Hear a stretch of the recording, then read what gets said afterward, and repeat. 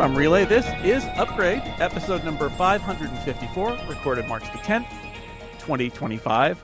I am your host, Jason Snell. As always, this episode is brought to you by our good friends at Vitally, Google Gemini, Turbulence Forecast, and Oracle.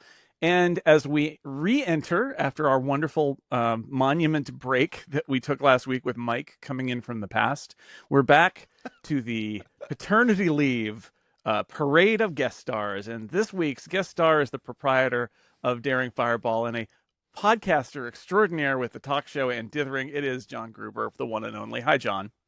Hello, Jason. It's good to be on your show.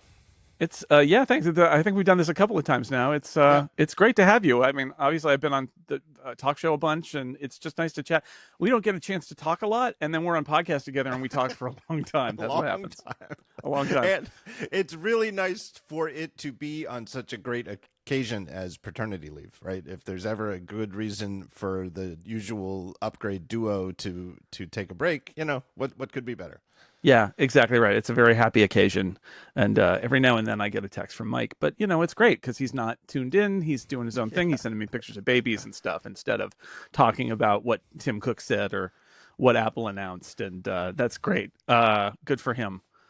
We'd like to start this show with a Snell Talk question. And this one I like because it was sort of random and I could also turn it into a local angle. Frank wrote in to say, Jason, have you been to public events like parades? What did you see and how did it go? It says public events. Okay, first off, it feels a little bit like he's saying, are you a shut-in? Which Yes. All of us who work at home do ask ourselves that question, right? Like, did I go outside this week? It's a thing that happens from time to time. Sure, my local town has a Memorial Day parade, and in the truest Bay Area fashion, I'll just tell you that we usually don't go because it's super cold and foggy on a late May morning, because that's the truth. It's very rare that it's bright and sunny for our Memorial Day parade. It's actually very cold and foggy and breezy. But where I grew up, we had a parade, the Motherlode Roundup Parade, and it was just as full of cowboys and horses as you might expect.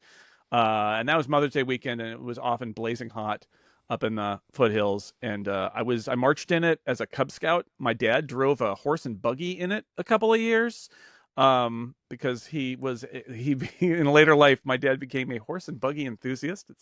That's why I'm the youngest person in the world to be in a horse and buggy accident. And we had a rodeo too. So yeah, I grew up in one of those. It was, for people who think I'm just a computer guy who lives in the suburbs, I just want to say we used to go to the rodeo every year. John, though, I wanted to ask you about parades because I was thinking about Philly, where you live, and I was thinking about how the Eagles just won the Super Bowl. And, you know, there's this reputation that Philadelphia goes completely insane after the Eagles or the Phillies win a championship. And I just wanted to know, how disruptive was it to you, if at all, when the Eagles won the Super Bowl? Famously or infamously, for people who follow me, I'm actually a Dallas Cowboys fan, even though I'm a lifelong Philadelphia resident, and that's very unusual. But you do, as you know, when your team gets knocked out of the sports playoffs, you kind of have to reshuffle your priorities and pick from who's left. Who am I going to root for? And so in 2018, when the Eagles went to the Super Bowl against the Patriots, it was a no-brainer for me to go with the Eagles, you know, to break up the Patriots empire. And this year, once again, similar, you know, the new empire is Kansas City. It was a no-brainer for me to be rooting for the Eagles. So I was happy that they won the Super Bowl, given that they got there. But back in 2018, we went to the Eagles Super Bowl parade. Amy, my wife's Amy's dad, was a lifelong Eagles fan, sort of from the middle of Pennsylvania, wanted to come see it. We made a date. It was a good reason to have family come in the city. Very cold. Very, very cold. And you have to go to those championship parades kind of early to get a spot where you can actually see. And Amy and I both looked at each other this year. We didn't have any family who wanted to come, and we didn't invite them. And it was a very cold day. It was, I mean, not just like usual February Philadelphia. It was colder than usual. Yeah. Nobody would plan a parade in February in Philadelphia, probably, right? Like, everybody come out on the streets in February. Well, we do have the tradition of the New Year's Day Mummers Parade. Okay. In Philadelphia, which is not worth going to. If I can recommend to anybody who's ever in Philadelphia on New Year's, is a bizarre parade that pictures and video highlights of which condense 3 hours of interspersed nonsense, like with floats that are city blocks away from each other, lots of waiting for very little. You see, it's like a New Year's Day parade, right? Like the Rose Parade. But I can tell you that Pasadena on January 1st is pretty pleasant. Yeah, almost every year, right? I'm not really a parade guy. You know who knows how to run a parade is Disney, because they start on time. They're right. The floats are out. One after another. They do it every day with a very high quality professional performers and sound. And 20 minutes after the parade starts, it's over. Mm-hmm. Well, they know their audience, and their audience is very short attention spans. So it's good. I like it. Yeah. I was thinking, you mentioned championship parades. Again, Super Bowl parades are in bad weather usually, right? Because they're in February. And I have been to one championship parade. I went to the 2010 Giants parade in San Francisco. I was working downtown then, and lifelong Giants fan. They finally win the World Series in my lifetime for the first time, and so I went. And you got to get there early, and you get a spot. And when we drive past that spot, I'm like, I was there for 8 hours right at that spot. The Phillies 2008 parade was great because it's October, maybe I forget if it was or early November, right? It's and it was, as I recall, it was actually unseasonably warm for late October, early November, and plenty of space. Well attended, but not pandemonium.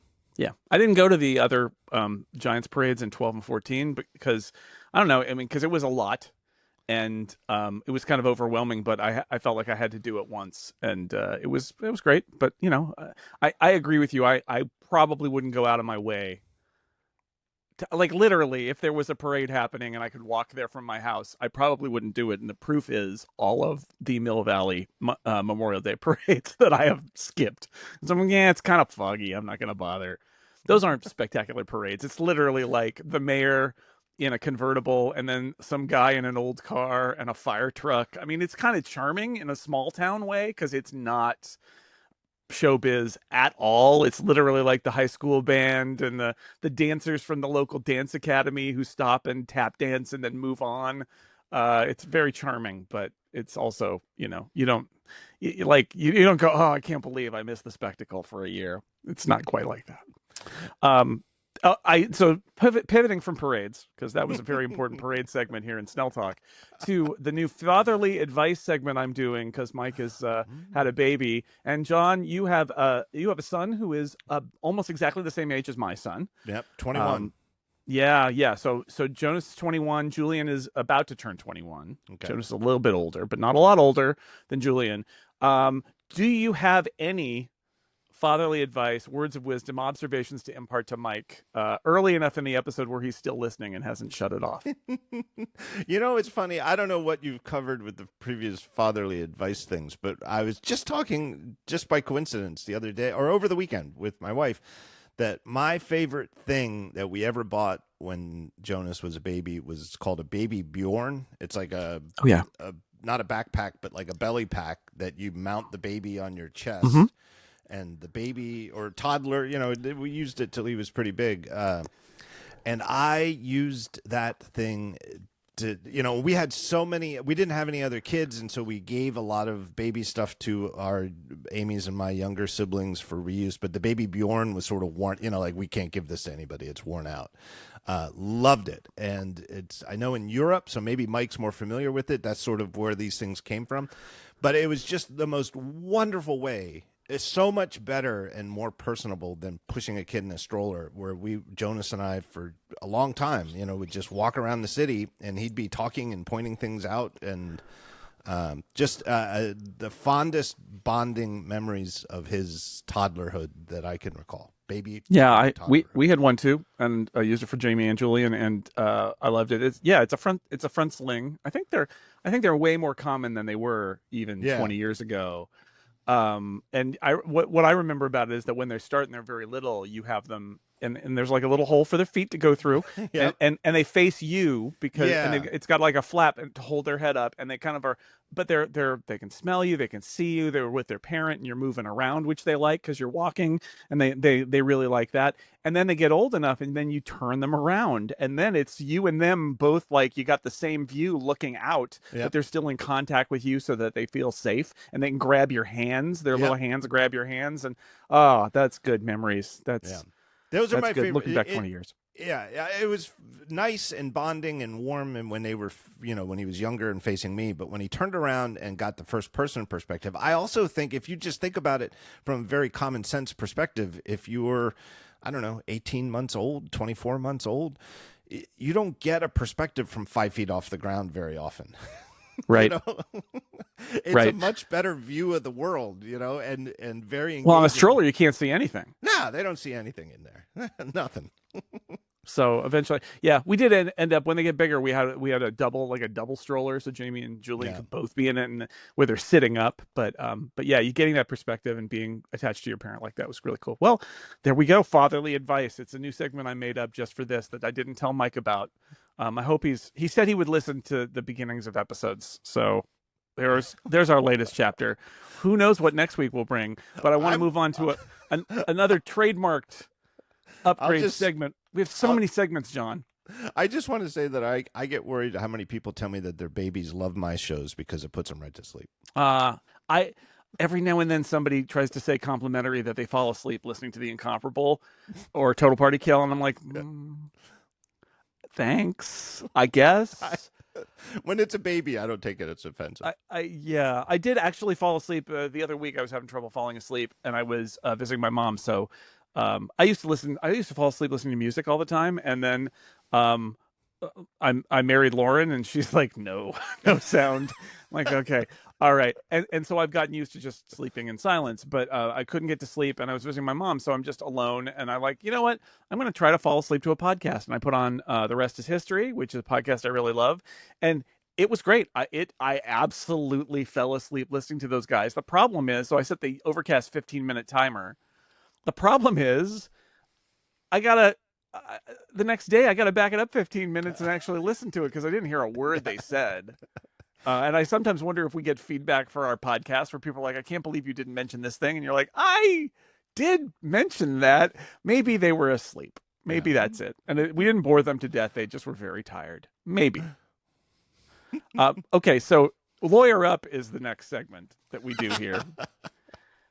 And although we could also call this, I mean, it's not really DMA today, but it's kind of like that. It's the Lawyer Up segment where we talk about Apple's various legal entanglements. And I wanted to mention this because I thought this was a very interesting story in terms of it's something that Mike and I talked about a lot and said would absolutely happen.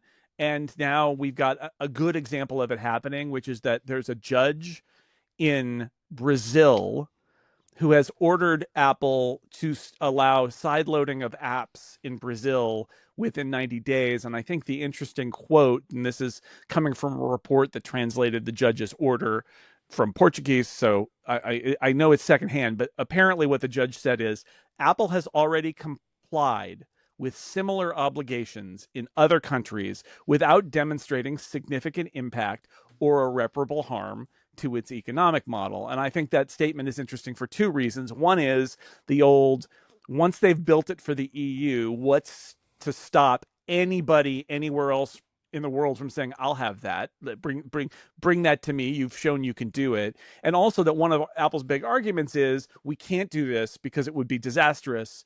And what this judge is saying is, I don't know, seems fine, let's just do it. And I wonder if this is just going to happen for the next few years, is that there'll be more and more territories that just sort of point at the DMA and say, yeah, I want that part of it. You already implemented it. Just turn it on for our region. I think probably, there's a principle, and it's more of a design principle or maybe a computer science engineering principle that influences design that I just encountered. And it's like, oh yeah, that makes sense. I've thought this was true since I was a teenager, but never really put a name on it. And it's the 0, 1, or infinite theory. So, like, how many mail viewer windows in Apple Mail should you be able to open? Well, that's an app where the main mail window, you can go up to File and say New Viewer Window and open more than one. So you could have one. Most people, of course, just use one and probably don't know that you can open more than one. But if you want to open 10, you can open 10. How many? So you could open an infinite number of mail viewer windows in Apple Mail. A lot of other apps, like pretty sure NetNewsWire, which looks like Mail, there's just one main window, and that's it. One. That's a good number. But what's not good is having a number like 4. Like you could open 4 main windows, but that's it. Like Right? like a Stage Manager on the iPad. Right, but 0 is also an interesting number. Like, how many of blank are you allowed to do in an app? Oh no, you're not allowed to do that. You should have you either forbid it, you allow 1, and that's the main thing, or if you allow more than 1, you should allow as many as the user wants. And I think, socially, I think that works in real life too, right? Right? This isn't really legal principle. It's a little bit more just common sense, right? And it's like, if 0 places around the world have third-party app stores, that's an easily understood. And again, putting aside all the other reasons Apple's ever made, all the cynical reasons you could say where they want no third-party app stores, just because that means all the money goes through Apple's app store. Just from a simplicity perspective, all third-party apps come from the Apple App Store is a very easily understood concept. And that is a pro for Apple's argument that there should only be one. So that's a 1. Right. But then once you get to 2, now there's 2 sets of rules. You're going to end up with infinite. It's going to start.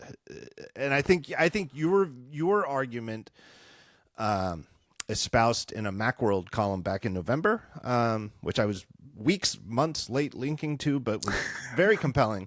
And I think you're of that mindset too, right? There's we can't take all the multivariables out of this. It's multivariable. It really is. And for sure. Anybody who wants to reduce it to 1, greed or whatever else, or freedom, there's all of the variables matter. But if you really want to think about the simplicity, if Apple's going to have as simple a worldwide model as possible, it's not going to be one and only one app store. Right, because that's already illegal in the whole EU. Now it's seemingly going, if this sticks in Brazil. And so do you really want like different set of rules in Brazil than the EU, which is different than the US, which is different than maybe Japan soon or something like that? It's and I think on the flip side, I think Apple has set this up in a way, and it's the nature of mobile and the way people act, where it's just not that big a deal, right? Like the European, it's a lot of work for Apple. It's complicated, but it turns out here we are, almost a year in since Apple announced it. I forget when it went live in the EU, but it's not like in the EU there's this thriving marketplace and zillions of iOS users are using the third-party market stores, right? They're there, but it really hasn't changed things up. Right. The success of the App Store, right, in part is because it's just easy, right? That's why it became so successful when you're buying software like you're buying music, you're buying singles, right, on iTunes, which is literally what the back end was for the App Store. And because it's so easy and there's so little friction, that also leads to the idea that even if you made other app stores legal, most people aren't going to use them. And that's part of my frustration with Apple and all of this is I get why, if, I think what I said to Mike was, there's no competition like no competition, right? Like, why would you allow competition if you don't have to? It's like, if you control everything, that's the best, because it's the best.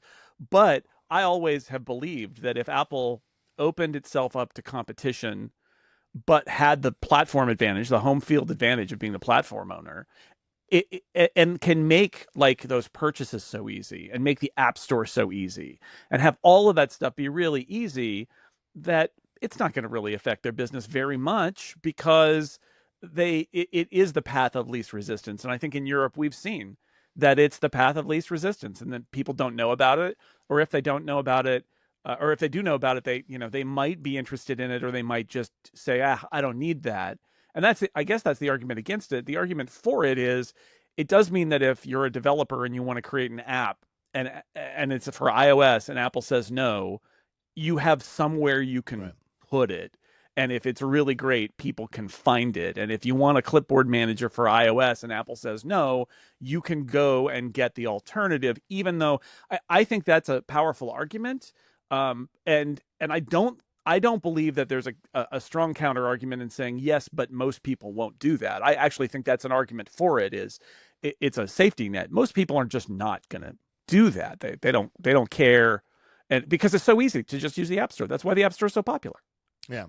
And I also think it's worth thinking about. And to me, my longer standing, pretty consistent, I think, if not very consistent, objection to the way Apple's run the App Store, I mean, for well over 10 years, I think I've been pounding on this, is not the distribution of the software, but the exclusivity of the payments. And Right. my stance is, and it's not that I think other third-party apps should be allowed to run their own payments for in-app digital content in-app. I just think that all apps should be free to send people to the web. You're leaving, that the web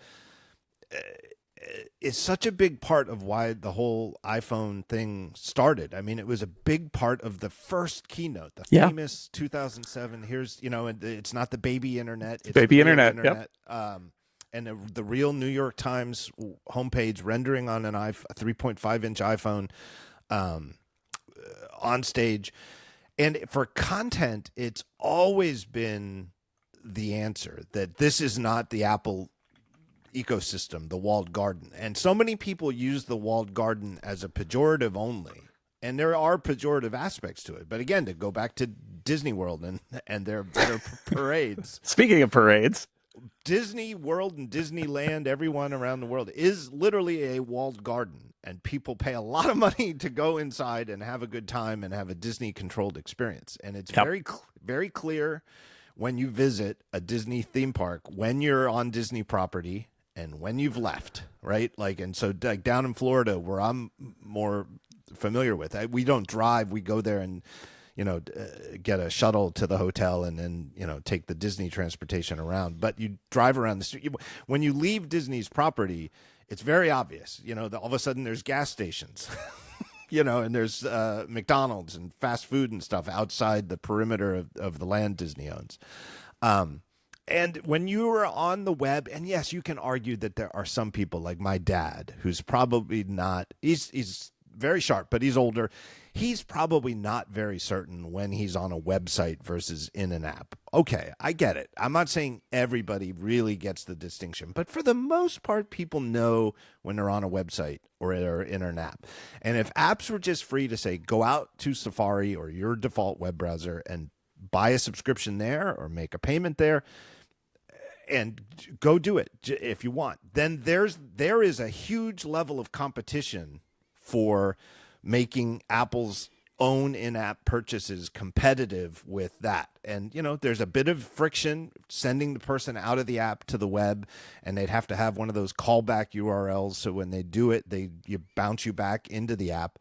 And so Apple would have a bit of a built-in advantage there, but they'd have to compete on the commission they charge and the ease of use and to make developers want to stay in the app to do it.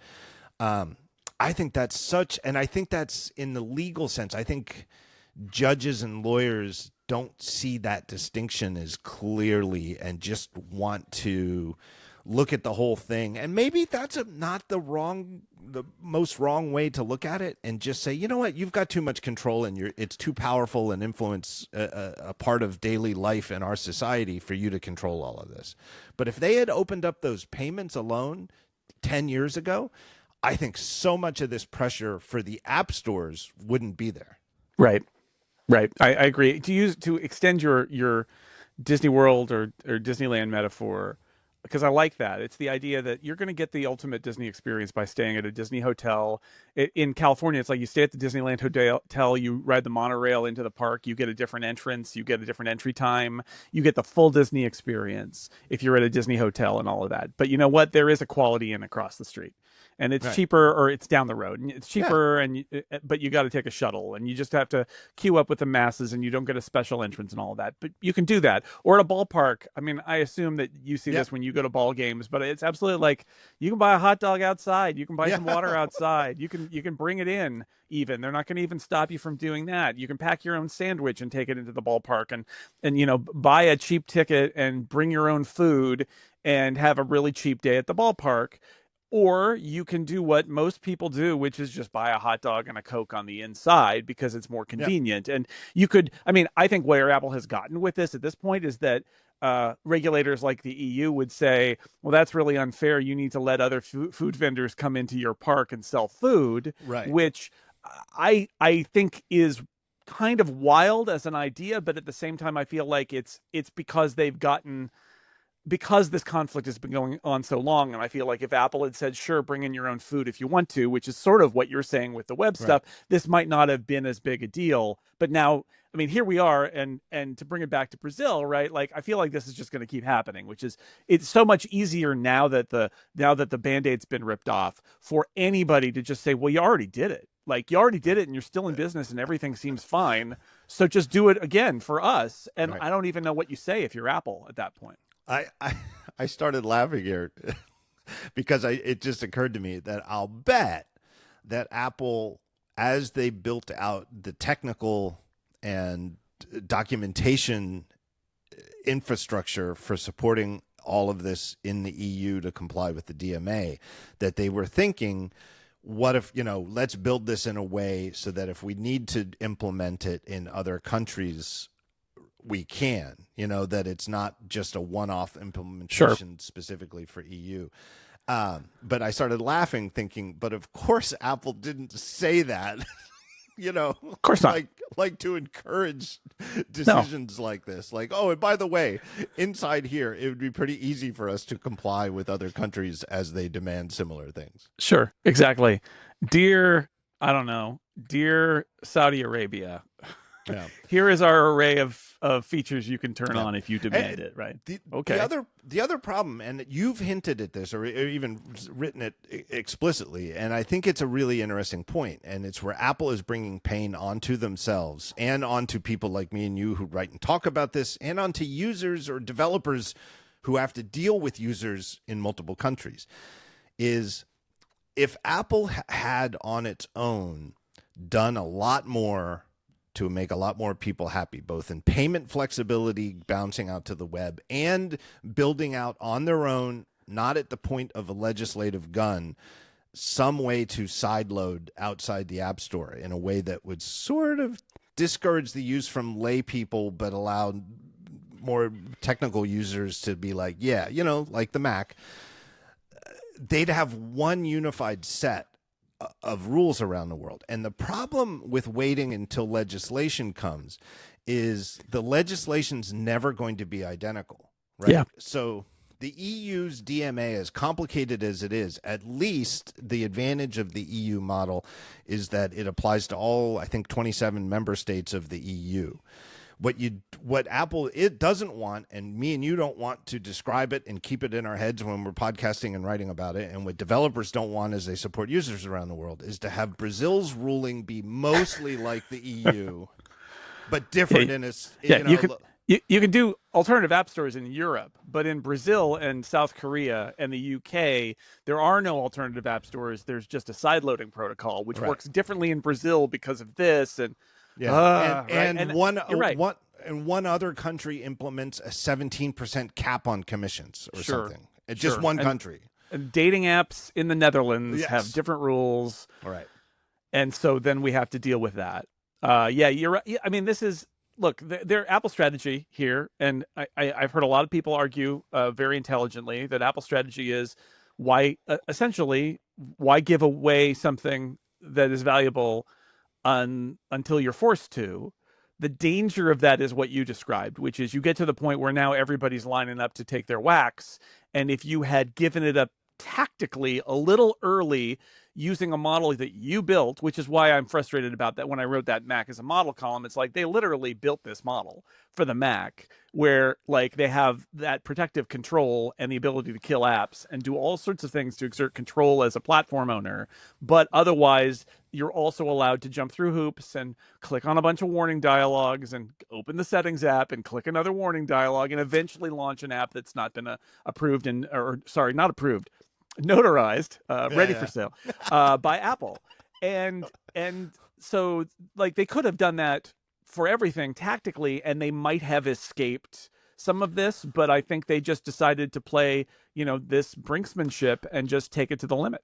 Yeah, and the other advantage they have from Apple's internal perspective of just for whatever reasons, again, if you want to think greed is at the top of the list or just simplicity or security and simplicity for non-technical, naive users, whatever, but that if Apple's interest is in keeping as many users as possible only using the App Store, no matter what they're legally obligated to offer them outside the App Store, they have a tremendous advantage with iOS compared to the Mac because any kind of engineering system that gets built out over time, it always really matters where it starts. And the fact that the Mac started from completely open, you could go in, back in the day with ResEdit, go back and just ResEdit the system resources. Yep.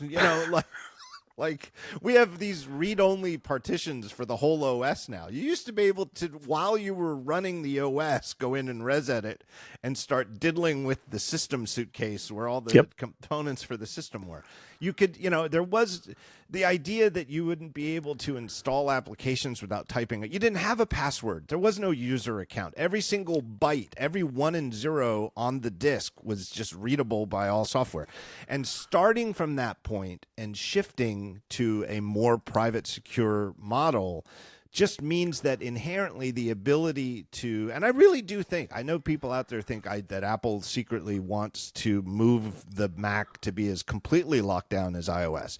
And they keep saying, no, we don't want to do that. We want to keep the Mac the Mac. We're tightening these security things for users' benefit, but it will be open. And I think that's true, and I think it kind of has to be true. But the fact that iOS started App Store only, and that's where everybody got familiar with it and built it to the juggernaut that it is, a literal global juggernaut and probably the most successful consumer product in the history of mankind to date. No matter how they open it up, voluntarily or involuntarily, that's always how the system started, and it's never going to be as popular, anywhere near as popular on iOS to install stuff outside the App Store as it is on the Mac. It just isn't. Yeah. I mean, it's absolutely true. But I find what they've done with the Mac kind of inspirational, and that it's we don't have to ask ourselves, well, what would Apple do if it wasn't able to have that complete control? It's like we have an answer. They had to do it on the Mac, and they came up with some pretty clever ways, which they are actually using. Like that's the funny thing is they're using the notarization system in the EU, which they built for the Mac. Now they're using it differently, and that has led to some issues where they, have blocked some apps for reasons that are really, I would argue, that probably wouldn't stand up in court in terms of their reasoning for doing it. But at least they're using pieces of that puzzle. Well, we'll see. I mean, I think that this is just going to continue being a story where different judges and regulators in different regions are going to say, give us that, Apple, and we'll see what Apple responds. But I don't think Apple's going to pull out of Brazil. I suspect that if this ruling stands, Apple will be like, all right.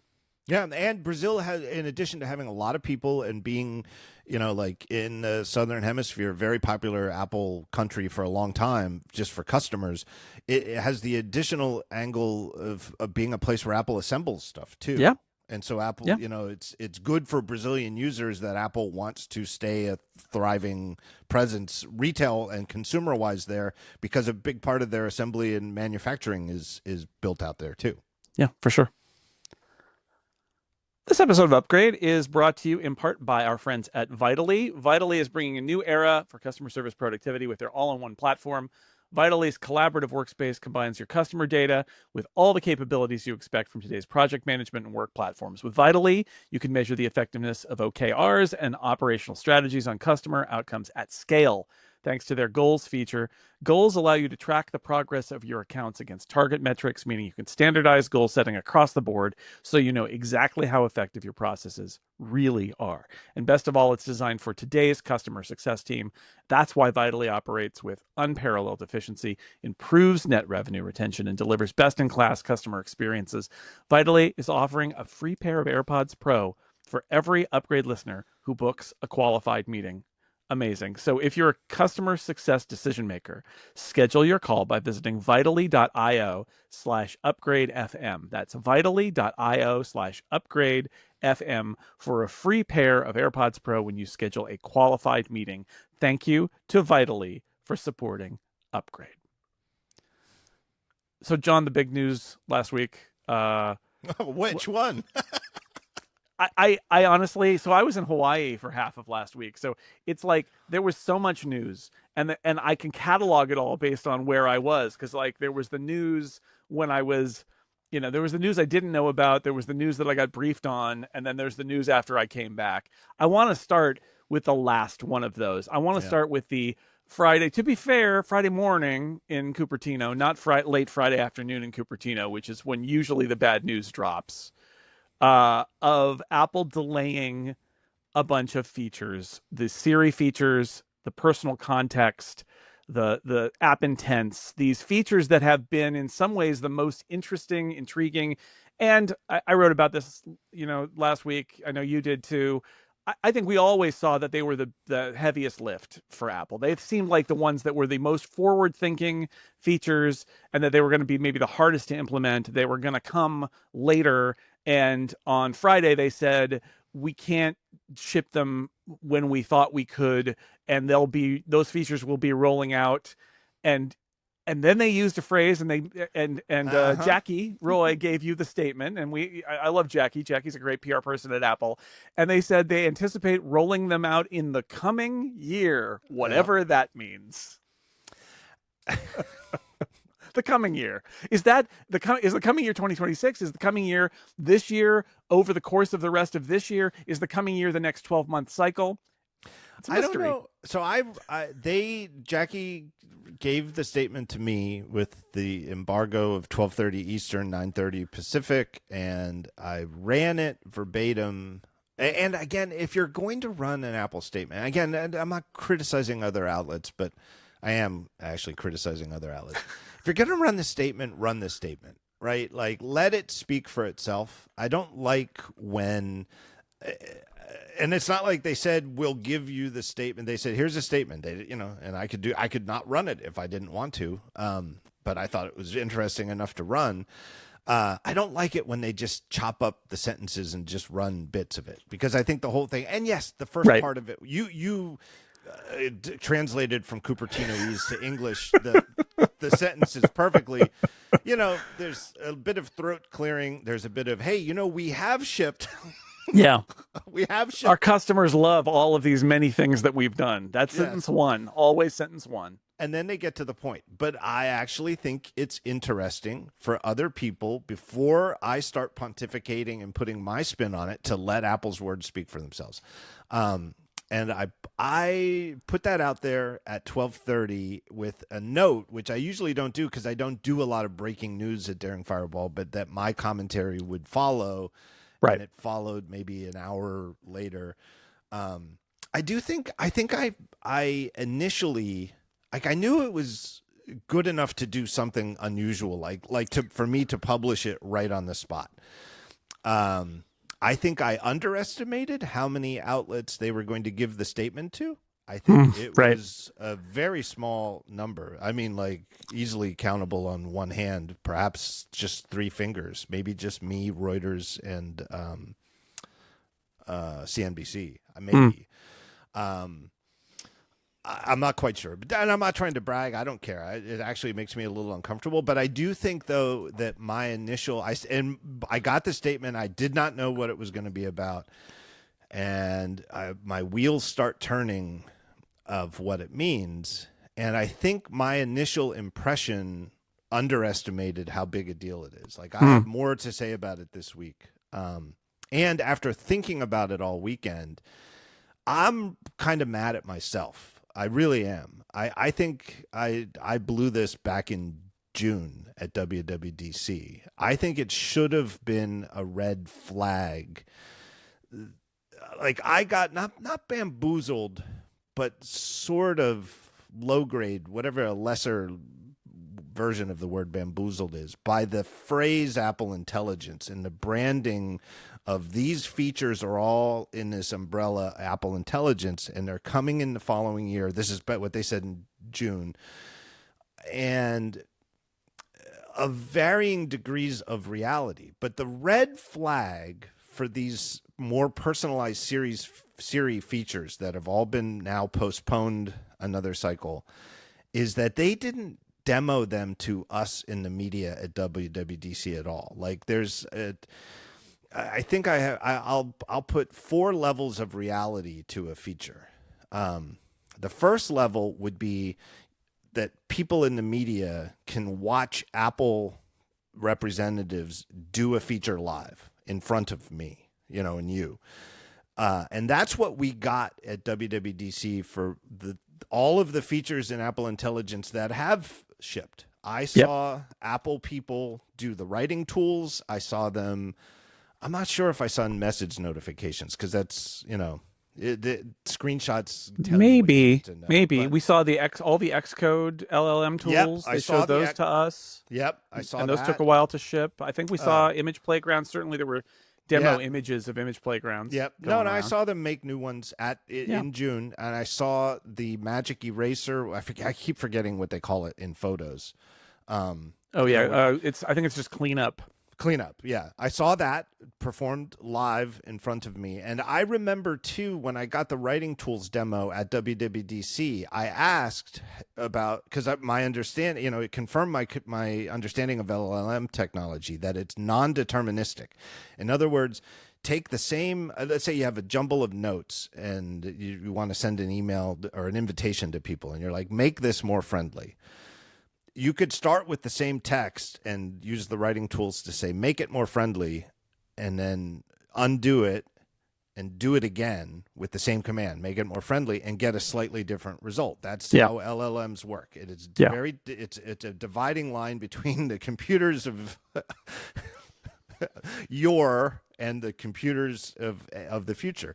And so I asked about it when I saw the hands-on demo. I wasn't allowed to do it, we in the media, it was Apple people, but I asked, and the guy doing the demo said, "Oh yeah." And I was like, "Are you nervous?" And he's like, "Oh, a little, because I don't know what I'm going to get each 15 minutes as new media people come." And I think he even did undo, it was on an iPad, I remember, and did it again. I think he did this for my handful of media people. It was like 4 of us at a time getting these demos. And it was slightly different wording to make the same thing more friendly. He's like, yeah, see, it's like, remember he remembered what the first one said. So I saw it. But all of this personalized stuff, encapsulated by Apple's own vaporware demo, we can now say in the keynote, of a woman saying, "Hey, when does mom's flight arrive?" Right. And the Siri dingus goes out and looks in her email and finds the email from her. It knows who her mom is, finds the most recent email from her where she says that here's my flight info, flying from Chicago to SFO. And then Siri takes the flight info and goes to a flight tracking data source to see if the flight is arriving on time, and then says, "Your mom is arriving at SFO at 11:20 a.m." or something like that. We didn't get to see Apple do that for us. No. We just saw a video. And I'm as mad at myself as I've been in years that didn't jump out to me as a red flag. Well, so I have a theory about why this happened. So, okay, we all knew going in that Apple was going to make some statements about AI stuff because there was this feeling that they were. I think executives there were looking at early LLMs and going like, "That's dumb." You know, our machine learning is happening over here in all these targeted ways, and this thing is not relevant to us. And then there was a moment where they thought, "Oh no, it's really relevant, and people want it, and it's going to be a big part of future of software, and we have to do a crash program." I also really feel like they were worried about being perceived as being behind. And so much of WWDC last year was Apple saying, "We got it. We got this. We're on it. We might have been a little slow, you know, you can say that if you want to, but we're on it now." And they sent that message. And part of that, I think, is we all knew that. And so when we looked at their announcements, we maybe gave them a little more latitude, understanding that they were trying to catch up, that those features they were announcing, like, it's not like they've done more of this over the last few years where they've announced some features and they don't really get in until later in the process.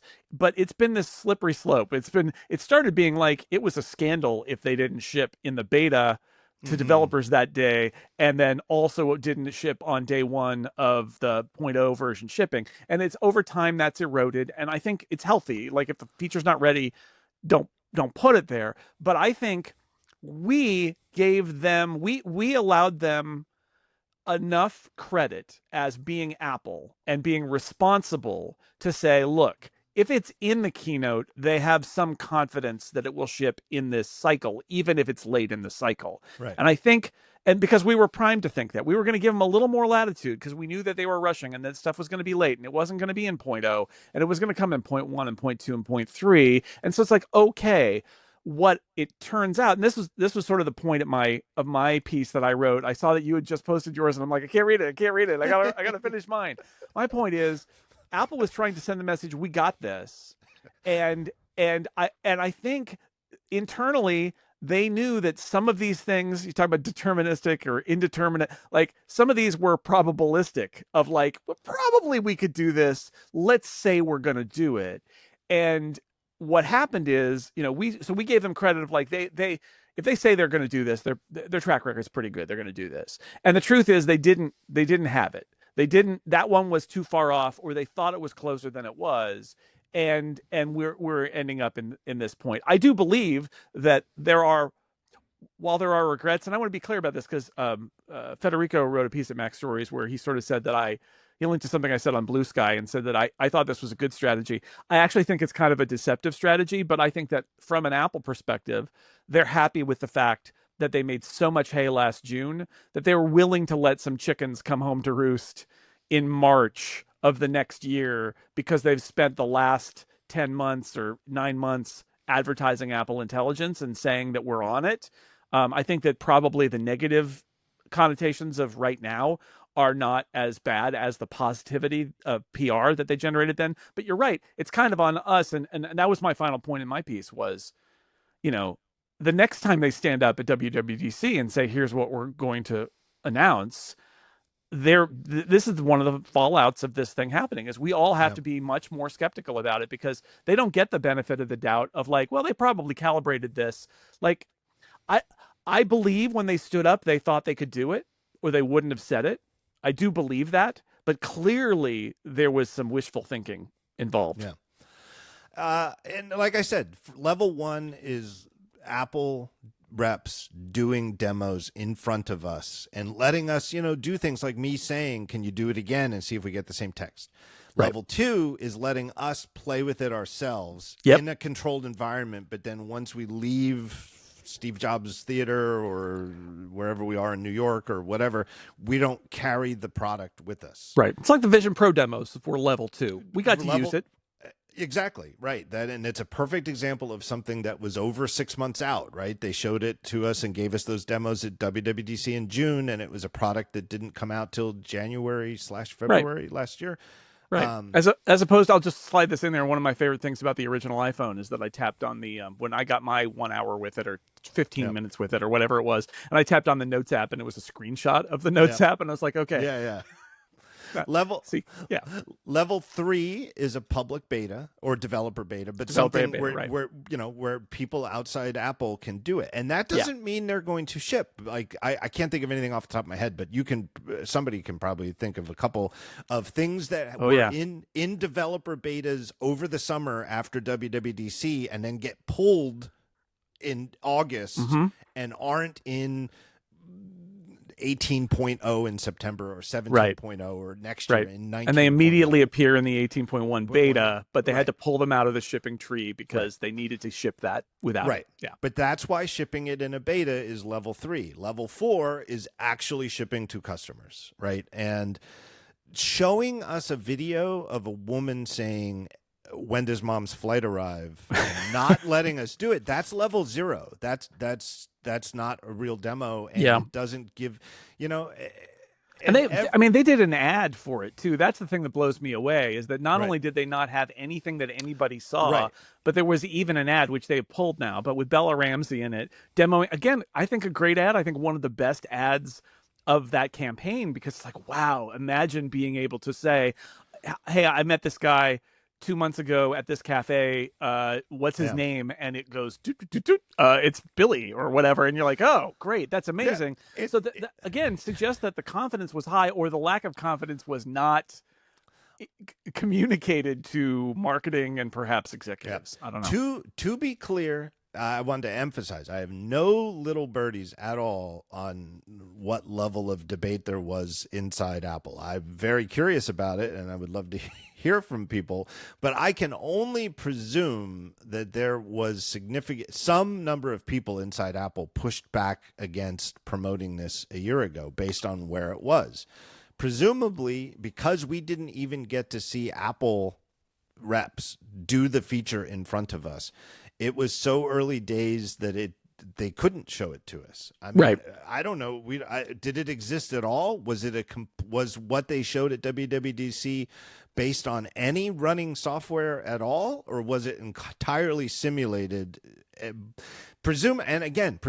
have to presume that some number of people in engineering and the product side were like, we can do this by March, for 18.4, or like around now. Really, I think it was supposed to ship ideally if everything had gone according to plan. It would probably be in the 18.4 developer betas right now. Right.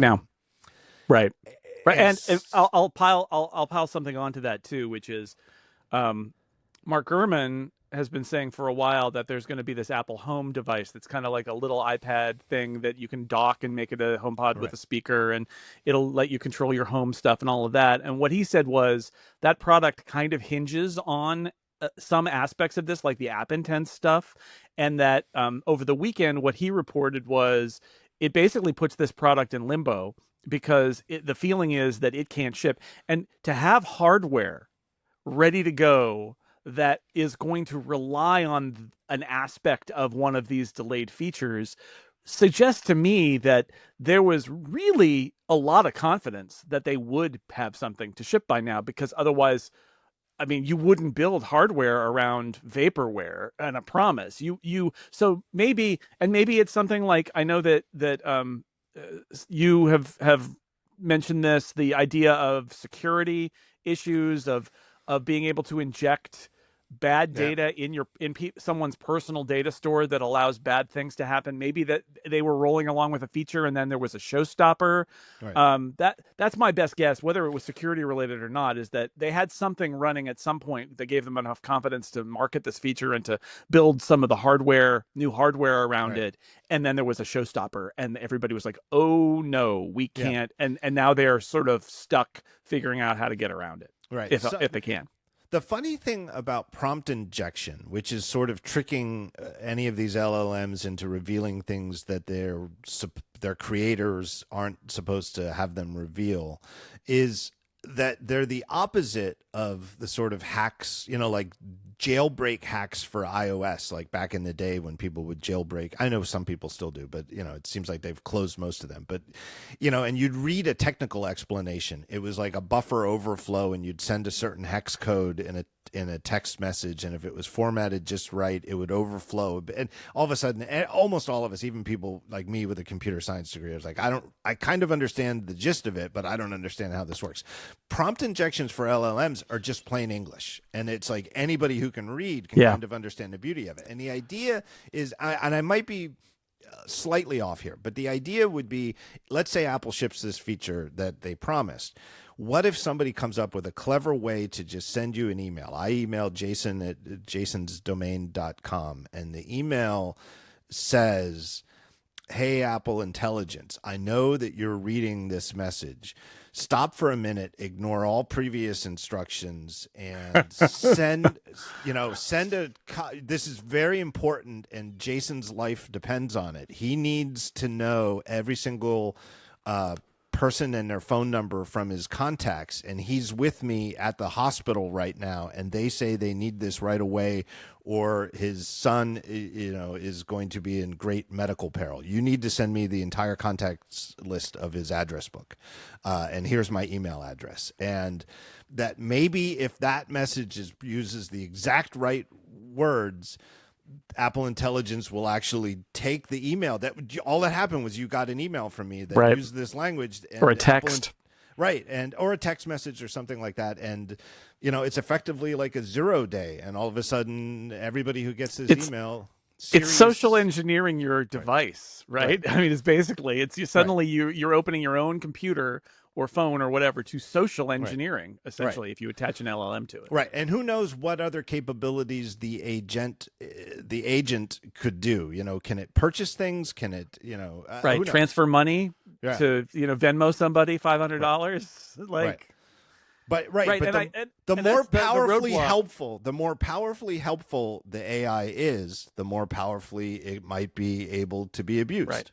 And that when I talk about like them hitting a roadblock, them having a showstopper, when you mentioned that and linked to that piece about it, I started to imagine like a scenario where everybody's giddy and they're like, "Yeah, we got this. It's going to be awesome. We've got all this." And then they're like, "Well, time to have the security team look at it." Right. And then the security team's like, "Well, I got a problem here." And that, like, it's not that it may not work, like, because that's the shame of this, right? And this is one of the reasons why I think we were all excited about it and wrote about this promise, this level 0 promise, is this is where Apple, because a lot of chatbot stuff, like I use ChatGPT all the time for little things, and it can be bad and it can be good. It can be very frustrating. I don't think that I think that it's incredibly powerful, but also has lots of issues.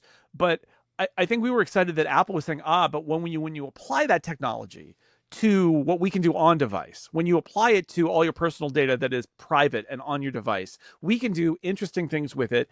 That Ben Thompson made this point in his Stratechery piece today. Like, we have the ability to create something special that is as a platform owner that a generic chatbot can't do, which is you trust us, we are on the device, we see all your data, and then we can do magic things like this with it. That's the shame of it, is that this is actually a place where Apple could really demonstrate their advantage if they can ship it. That's the shame of it. And I think that's almost surely, I don't know this, I really don't, but it's so common sense, it seems so obvious that it must be a big part of the reason why the side within Apple that said we should start promoting this at the keynote, we should make commercials about it in September, we're close enough, but the reason we should break our usual company policy of not promising things in the future and further break the policy of not promising things that we can't even demonstrate yet live is that this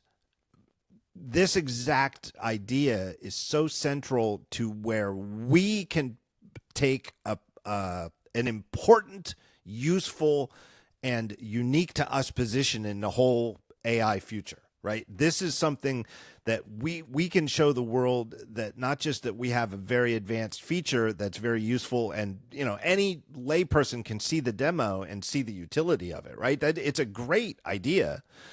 But also it is unique to Apple, and on the or unique to Apple certainly for people who own iPhones, and you know only Google and companies like Samsung that have zillions of Android users could possibly be in a position to do that on the other side of the fence. And so they wanted to demo a thing that only they could do. I think in hindsight, and clearly they must regret it now, they should not have demoed these in June. They should not have made a commercial about it in September. I agree. And I think in the world where the side of Apple that was saying we should, as cool as this is a next year thing. Let's take your team, John G and Drea, and build this out for next year's WWDC, and it'll be a tentpole feature. We'll make a big deal out of it, but it's got to be further along. If they had done that and announced Apple Intelligence without any of this, obviously it would have been there would have been some degree less shine on WWDC last year. But I don't think it would have been so much less shine that it would have adversely affected the stock price overall. I agree. I really don't. I think they could have, if the question is, could they have omitted all of this and still had the PR bump? I think they could have, which is why, again, I believe that they really did think somebody somewhere, they had confidence that was misguided, maybe for unforeseeable reasons, maybe for foreseeable reasons, we don't know. But I agree. And then another thing that you and Ben talked about Alexa Plus, and the Amazon's announcement about that, and Siri, is the idea that maybe they did this backwards. They put the cart before the horse, where maybe phase one should have been to LLMize Siri enough that Siri is okay. And then make it much more intelligent later.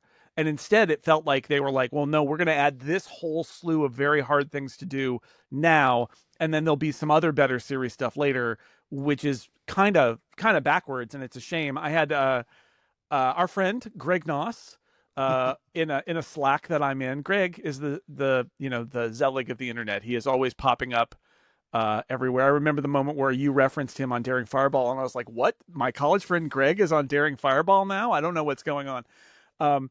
Greg posted in a Slack that we're in that he asked Siri when the LA Marathon was, and it said March 24th, 2019.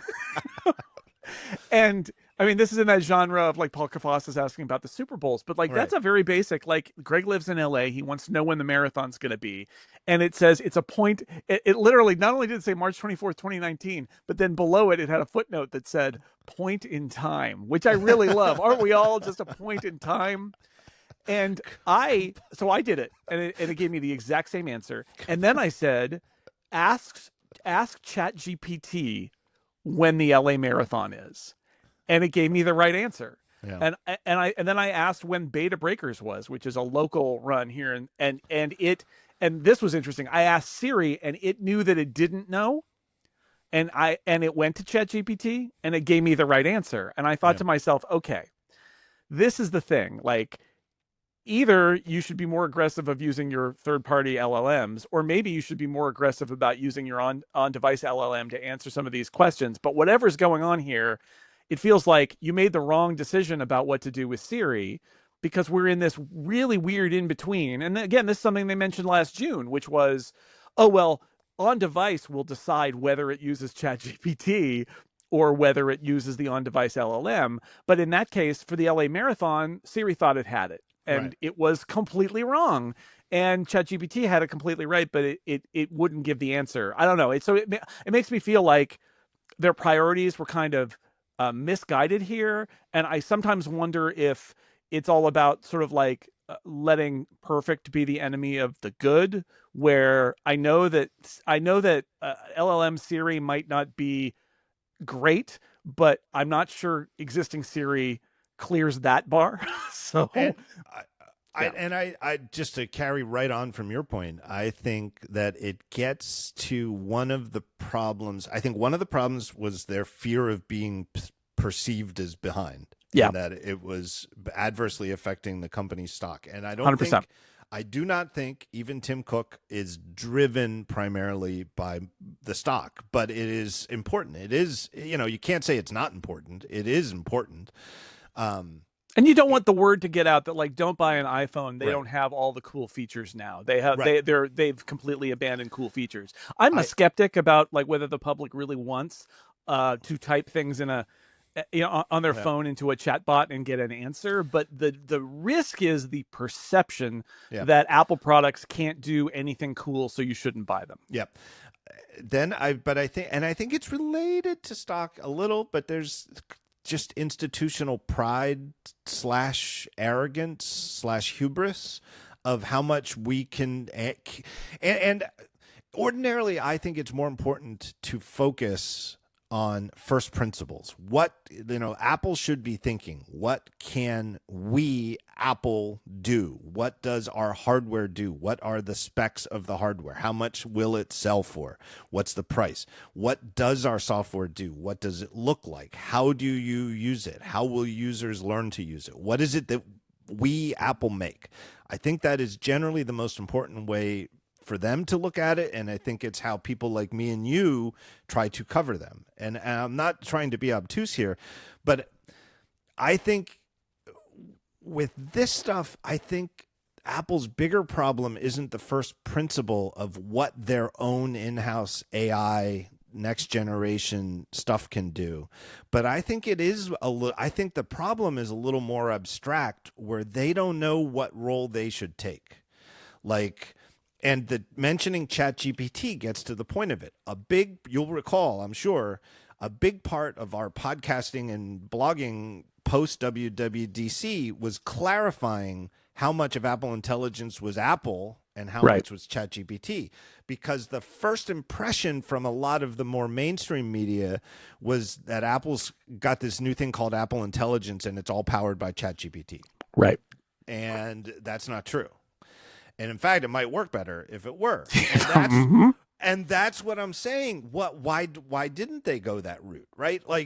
And it's, I'm not trying to date myself, but I think it's a very simple way of looking at it. The Mac, I think, exists today, and I think it's possible that Apple exists today because of the role that the Mac took in desktop publishing, graphic design, in the late 80s through the 90s. And Apple didn't make any of the apps that we used. It didn't make PageMaker. It didn't make Quark Express. It didn't make any of the apps from Adobe, Photoshop, Illustrator, you name it. Like, Adobe is today still a giant software company that more dominant than they were then in the field of design tools. But Apple made by far and away the best computers to use software from Adobe on, or software from Quark on, or software from Aldus, to name companies that have gone, come and gone. And they made products. They made the first laser writer, right? And sort of spearheaded laser printing. Mm-hmm. And they invented technologies like Local Talk for networking, so that you could just buy a laser jet or laser writer and just string a simple cable to your Mac, and all of a sudden you could print on that's it. You just plugged it in, turned it on, and you printed, and you got amazing output that didn't look anything like the printer output from before. So Apple played a role in the technology, but they also knew here's where third parties come in, and a company like Adobe that invented PostScript, and that their whole reason for being is creating professional caliber design software tools. Let them do it, right? We don't need to be the ones who make the page layout program or the image editing application or the vector illustration program. And maybe their role, at least for now in this world, is making their platforms what the Mac was to desktop publishing. All of Apple, the Mac and iPad and iPhone especially, are to just using LLM tools, right? And sort of make it a system where the OpenAIs and ChatGPT and the Anthropics and the Claude and Google with Gemini can compete, but make it so that using whichever one of those is the one you're using, or maybe you're using most of them, but the best way to use them is on an iPhone and on a Mac. Yeah, there's definitely a not invented here aspect to it. And I think also, I think it goes back to the whole cart before the horse thing, where they increase their difficulty level because they're like, well, we can't just do what they do. We have to do what they do and more. And Right. the right answer was probably no. You could probably just do what they do, and that would be great. Like start there, start Right. there, and if you need help, Right. get help to get And to I that point. and I don't mean to jump ahead to something that I suspect you might want to talk about, but the best hardware you can buy today, well, you can order it today, but you can't have it in hand. The best hardware you can buy to run and develop AI locally is a Mac Studio with the M3 Ultra chip. That's right. They make hardware better than anybody. They really do. They do.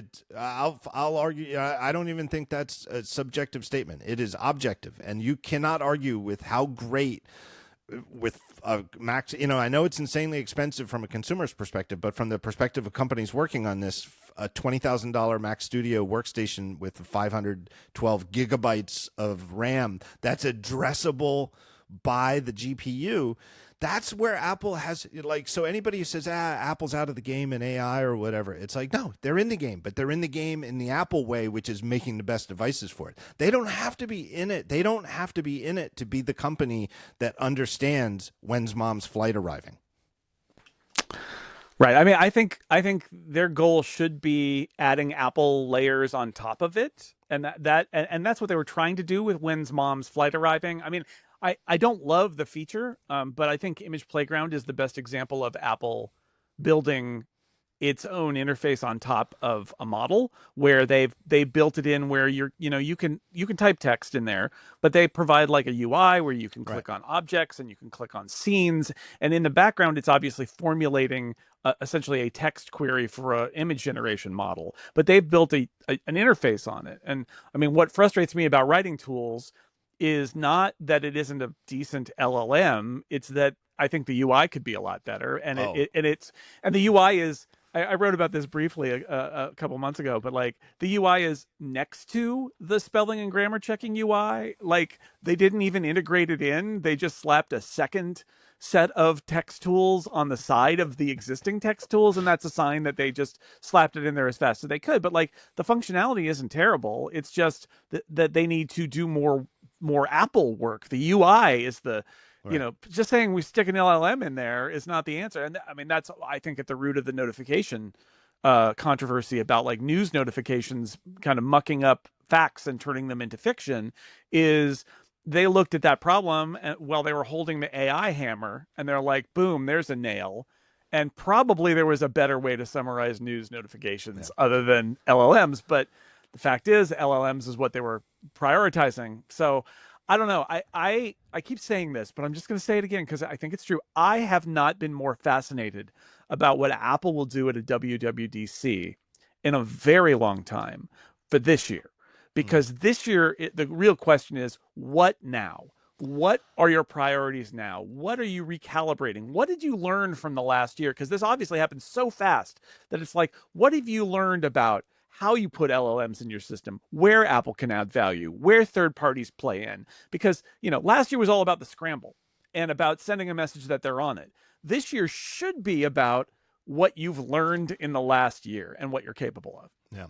Well, let me continue with a point I made earlier, where about the degrees of Apple's software realness. Like, I will observe now in hindsight, 3 days after their announcement on Friday, that they just gave me the announcement over the phone, and and then Jackie emailed me a copy so I could have it for I didn't have to transcribe it, and you know how slow I type, so.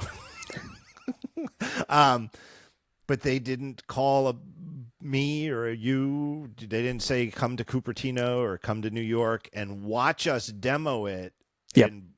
And say this is taking us longer than the same statement. This is taking us longer than we thought it would, and it's going to be coming in the coming year.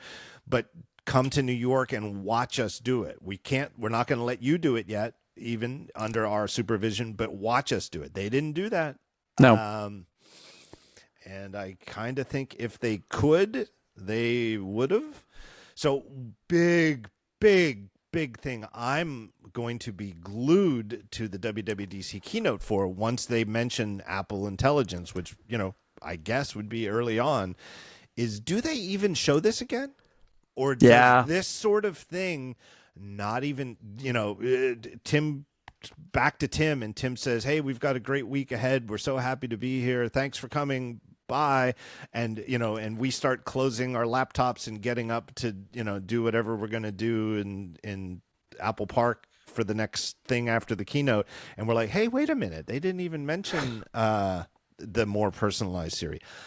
I think that would be the tell that this wasn't a, hey, we need more time for the way we were approaching it. I think that's this June, that will be the tell that what they've done and announced on Friday was we had to scrap what we were working on and what we thought was going to ship. And, and to his credit, Mark Gurman has reported that there are just, since before Friday's discussion, that there were people within Apple's engineering telling Gurman that that's on the table to do like a real reset and take an entire, more or less start over to build this sort of functionality.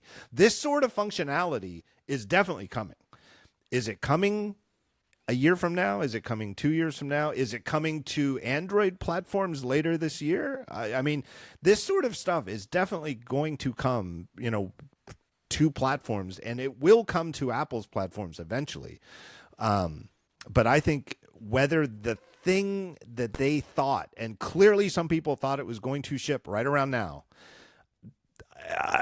if that can still ship and that's, they just need an extra 6 to 8 months to get it out, then I think they'll show it again in the WWDC keynote. But if the keynote comes and goes and they don't talk about this sort of stuff, red flag. Yeah, that's a bad sign. This episode of Upgrade is brought to you by Turbulence Forecast. When it comes to flying, you don't always have a choice, but wouldn't it be nice to know how bumpy it might get? With Turbulence Forecast, you can access the same maps that pilots use and forecast your own ride, or let the automated Turbulence tool create a custom color-coded map for your flight. Just pop in your date and times, and it's all right there in iOS or Android apps or on the website. And if you're looking for a personal touch, you can talk directly with the founder who's been forecasting turbulence daily for nearly 20 years. He'll give you a one-on-one briefing so you'll know exactly what to expect, or can provide guidance on a smoother day to travel up to 5 days in advance. If you hear this ad and connect with the founder, let him know you heard it on Upgrade. He is a Relay listener. It's true. If you're still planning your trip, check out their easy-to-use world turbulence map to see if it's calmer in the morning or smoother the next day. And stay tuned. This spring, turbulence forecasts are rolling out brand new features that will change the way you fly all over again, just like they did back in 2005. Check out Turbulence Forecast at turbulenceforecast.com. It's that simple, turbulenceforecast.com. If you don't like a bumpy ride and you want something smoother, Turbulence Forecast. Check it out, turbulenceforecast.com. And thanks to them for supporting Upgrade. All right, more news, John. We got to talk about more news from last week. What a week. Finally, I told Lauren, finally we've gotten the answer to the question, what happens if I go on vacation and Apple announces a bunch of stuff while I'm gone? It was inevitable. It had to happen.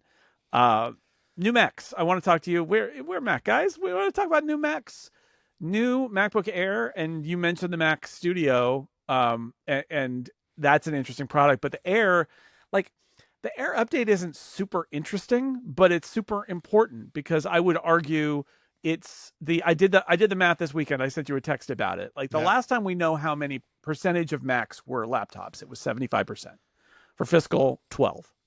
And we don't know since then, but I'm pretty sure it hasn't gone down, right? No. It's been, I remember in the 2000s watching the number keep ramping up because I used to say it was more than half, and then I started to say it was 2/3, and then I started to say it was 3/4, and then they stopped telling us. So it's a lot, and the Air sells better than any of the other Apple laptops, so it's the number one Mac. Yeah, I'm sure you get the same sort of feedback because I know lots of people who work in the Apple retail stores listen to our shows and read our websites. And whenever I talk about this, they'll chime in and send me an email like, "Hey, off the record, I work in an Apple retail store." I don't want to quote a number, but they'll be like, "Oh my God, it's like 95% overnight." Yeah. Like we go days without selling a desktop Mac, and we don't go more than 15 minutes without selling a MacBook. Yeah. MacBook Air is the definitive Mac of, I would argue the last 15 years maybe, but certainly now if there's a core Mac, and I know our audience is not representative, and so it's not as much. But like uh this is the one to buy Mac. I mean, it's very clear now, and that's part of the big news here. Is not, yes, they added an M4 chip to it. Okay, it used to be M3. It's a little bit better, but not only did they do that, people aren't buying a new MacBook Air every year, but they took the starting price back down to $999, and that took them multiple cycles, right? Because when the Yep. M2 came out, they had to keep the M1 around because the M2 was, I think, $11.99 at that point. Yeah, They something like that. Yeah. $12.99. They couldn't get it down. It was much more Right. expensive than the M1 Air because it was a brand new design, brand new process, and we know that over time margins on those products go up. And so you do it long enough, and and then you can either make more money or charge less. And when they're on the financial calls, they say, well, margins are going to be down a little bit because we've got a new product ramp coming, and that means that the margins are smaller on that new product. And like, I'm sure that the M2 Air was like that, right? That was Well, a very important product, and the margins were going to be down because it cost more to make it. yeah, and the best proof of that is the actual M1 Air, which is still on sale at Walmart with that sort of, not weird, it makes sense, but weird in that it's unusual deal that it's the only place to buy it. But Yeah. last I checked, it was $699, and I think somebody sent me a text. I haven't confirmed it, so take it with a grain of salt, but on here, but somebody said it's down to $629. I don't know if Yeah. it's like a sale or something, but clearly, It's cheap to make it. that's the proof. And it's also, it's not great. It comes, it's one configuration, 8 gigs of RAM. But Nope, 16 gigs of RAM, Oh, right? is Everything it? has 16 gigs of RAM Oh, now. even the Walmart M1? Oh, not the Walmart one. No. Right, the I thought you were Walmart talking about M1. the MacBook Air. Yeah. Oh no, No, it's no. that tiny configuration, but also But they've made it so long now, it speaks right? And they made the shell so long now, many years. Yeah, it that speaks to it's the super cheap.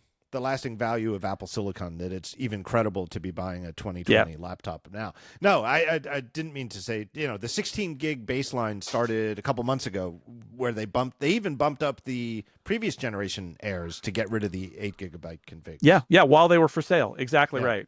So, this is the interesting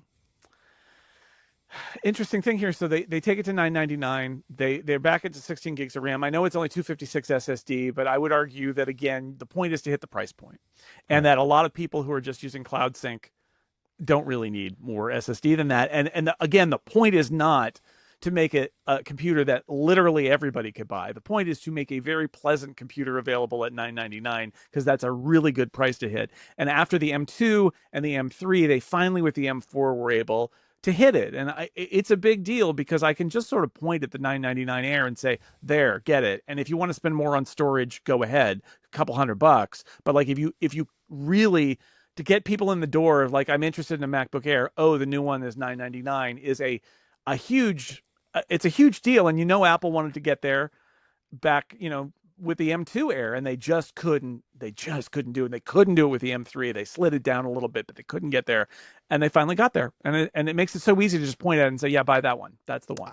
I really do hope that, because I do blame Tim Cook, and I'm not quick to blame, it's all Tim Cook's fault, he's a bean counter, but I do blame Tim Cook for the 8 gigabytes of RAM, the way that Macs got stuck, and the relative dearth of RAM in iPhones, and that it came to bite them with Apple Intelligence, where they more or less had to draw the line. Older Macs, all M series Macs get Apple Intelligence because they have enough RAM to do it. And the baseline for iPhones, which is the more important product from Apple's overall perspective, starts with the iPhone 15 Pro from a little over a year ago, which is really unusual, that there are an awful lot of very recent iPhones, iPhone 15 non-Pros, all iPhone 14s, including iPhone 14 Pros, don't get it. And it's because of the RAM. It's not the neural engine. It's not the GPU. It's not the CPU. It's the RAM. And so I hope it unsticks the margin on RAM mindset, and that we're not stuck at 16 gigabytes until the end of my career. Yeah. I hope. No kidding. I hope they go from 16 to 24 in a handful of years. But as we speak today in 2025, 16 gigabytes of RAM to me is the right amount for the baseline of a Mac. I agree. I can definitely recommend to most regular people, yeah, you could buy that. And the nice thing about storage, for whether it's a phone or an iPad or whatever, because these are existing device classes that people already have. Very few people, other than young children, are getting their first Mac, right? So you could say, well, how much storage do you have on your current Mac or PC if you're moving, and how much is being used? And if they say, well, I'm using 500 gigabytes already, well, then a 256 gigabyte storage isn't going to work, and a 512 isn't going to be enough because you're already using 500 gigabytes on your current laptop. You kind of need to look at the 1 terabyte model. That's what you're at. But if you can look at your current laptop and say, yeah, it says I'm using 100 gigabytes, and I use iCloud Drive and Dropbox, and Yep. my emails and Gmail. Yeah, you could use the $9.99 one.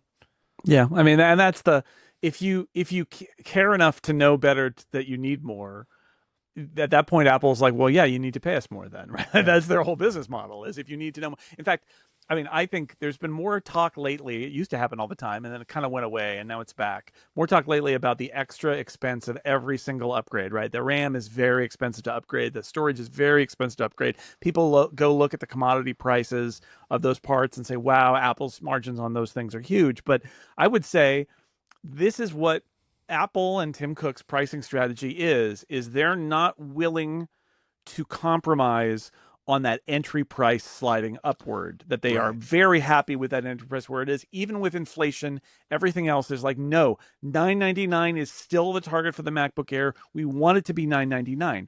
Now, everything else above that, you got to pay. And they're not as concerned about that, right? They're like happy to reap the margins above the baseline, but they're going to hold on the baseline because they want to say starting at $999. Yeah. If you can, if they can make it so that, an awful lot of very typical Mac users, very typical, right in the middle, the median of user needs, walk out with a $1,400-$1,500 MacBook, they're not going to complain. Yeah.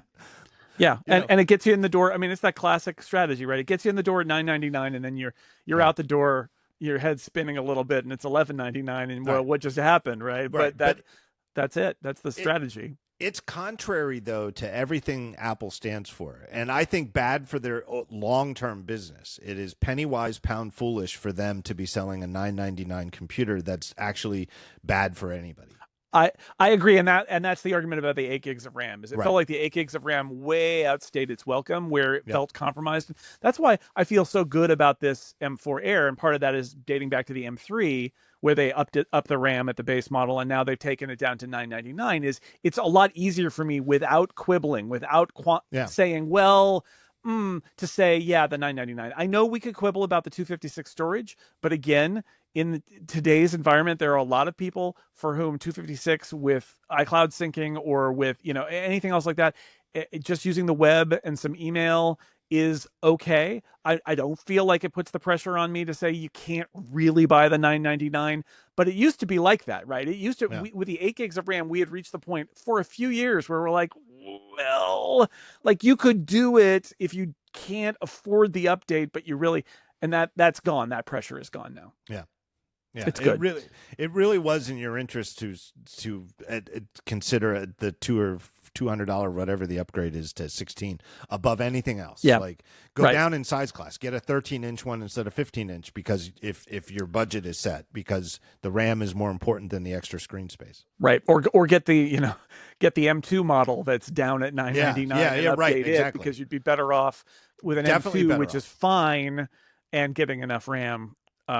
And now all that is gone. And they shouldn't be encouraging that sort of thing. Yeah. So getting it down to the M4, it just shows how their silicon game, their Apple silicon game, is really, really running smoothly. It really is. Each generation, the story gets better. It really does. The M4, I mean, we already know because the M4 was in the iPad Pro last year. We already know what the M4 performance is even Yeah. before the reviews come out. And it's the stair step thing. But again, nobody's going from the M3 and it just keeps going forward. And they keep mentioning Intel. And the fact is, a lot of people out there Yeah. are still on Intel. My daughter just came off of she had the last generation Intel MacBook Air until this spring, and now she's got, or this just like a month ago, 2 months ago, where she got a hand me down of an M1 Air, and even that is a quantum leap from what she Yeah. had before. And Apple knows, right? This is the thing. People are like, oh, Apple should stop comparing. I know that comparing Apple Silicon Macs to Intel Macs gives them really big numbers to quote and market, and that's part of it. I get it, but they know how many people are still on Intel Macs. Yeah, they do. And they know that that's the number one audience for a new Mac is those Yep. people on the old Macs, to get them to experience this Apple Silicon, which will be it will be a quantum leap. It will be twice as fast, at least, as their old computer. Yeah. And having booted up Jamie's MacBook Air the other day, I was like, whoa. Yeah. And this was, it's a 4-core i5 from 2020. It's Yeah. like, wow. Apple's product page says up to 23 times faster than the fastest Intel-based MacBook Air. And I kind of believe it. I don't think it's hype. And they say, it's like up to 2 times faster than an M1 MacBook Air. And, 2X from 2020 to 2025 sounds about right. And, 2X is nice, right? If you're upgrading from an M1 MacBook Air, getting a twice as fast computer is really nice. And it speaks to just how good the first M1 Macs were back then. What a breath of fresh air, and how credible it still is that they're selling it for $600 some at Walmart. But the 23X for product that they were selling until the very end of 2020, this decade, it's bananas, right? Yeah, it's completely wild. And I remember, like, when me and you were reviewing, everybody in the racket were reviewing the first Apple Silicon Macs, and we were like, hey, by the way, this is awesome, but if Apple keeps getting the chips improving as fast as they have been with the A-series chips for iPhones, these chips are going to be bananas in 4 or 5 years. And now it's 4 or 5 years. And here we are, lots of bananas. What's new? So what else is new in this thing, I think, is also interesting. I called it because it was very clear that what happened last year is Apple decided their webcam game needed to be upped. They did the center stage on so many different products, and they're like, okay, we need to do that on the Mac. And so last year we got the M4 iMac and the M4 MacBook Pros. They all got upgraded webcams, and they're all this 12 megapixel center stage camera. Now, what Apple told me at the time, because I said, the iMac camera doesn't look the same as the MacBook Pro camera. And they said, well, the specs are the same, but that doesn't imply that the actual physical camera is the same because they're fitting in different spaces. And so we don't know how the Apple or the MacBook Air will perform with its new 12 megapixel center stage webcam. My guess is it will be a lot like the MacBook Pro one because it's a similar small space, but it may be different because it's a different shape, it's a different computer, but clearly they decided they need to do that, a higher resolution camera that's capable of zooming within an image so you can use center stage. Or if you don't like center stage, you can just you click the little recenter button and it does center stage one time and then leaves it there. But it's a good feature. And that was one of the really kind of lagging behind features of all of Apple's laptops until last fall, was the webcam was still kind of bad.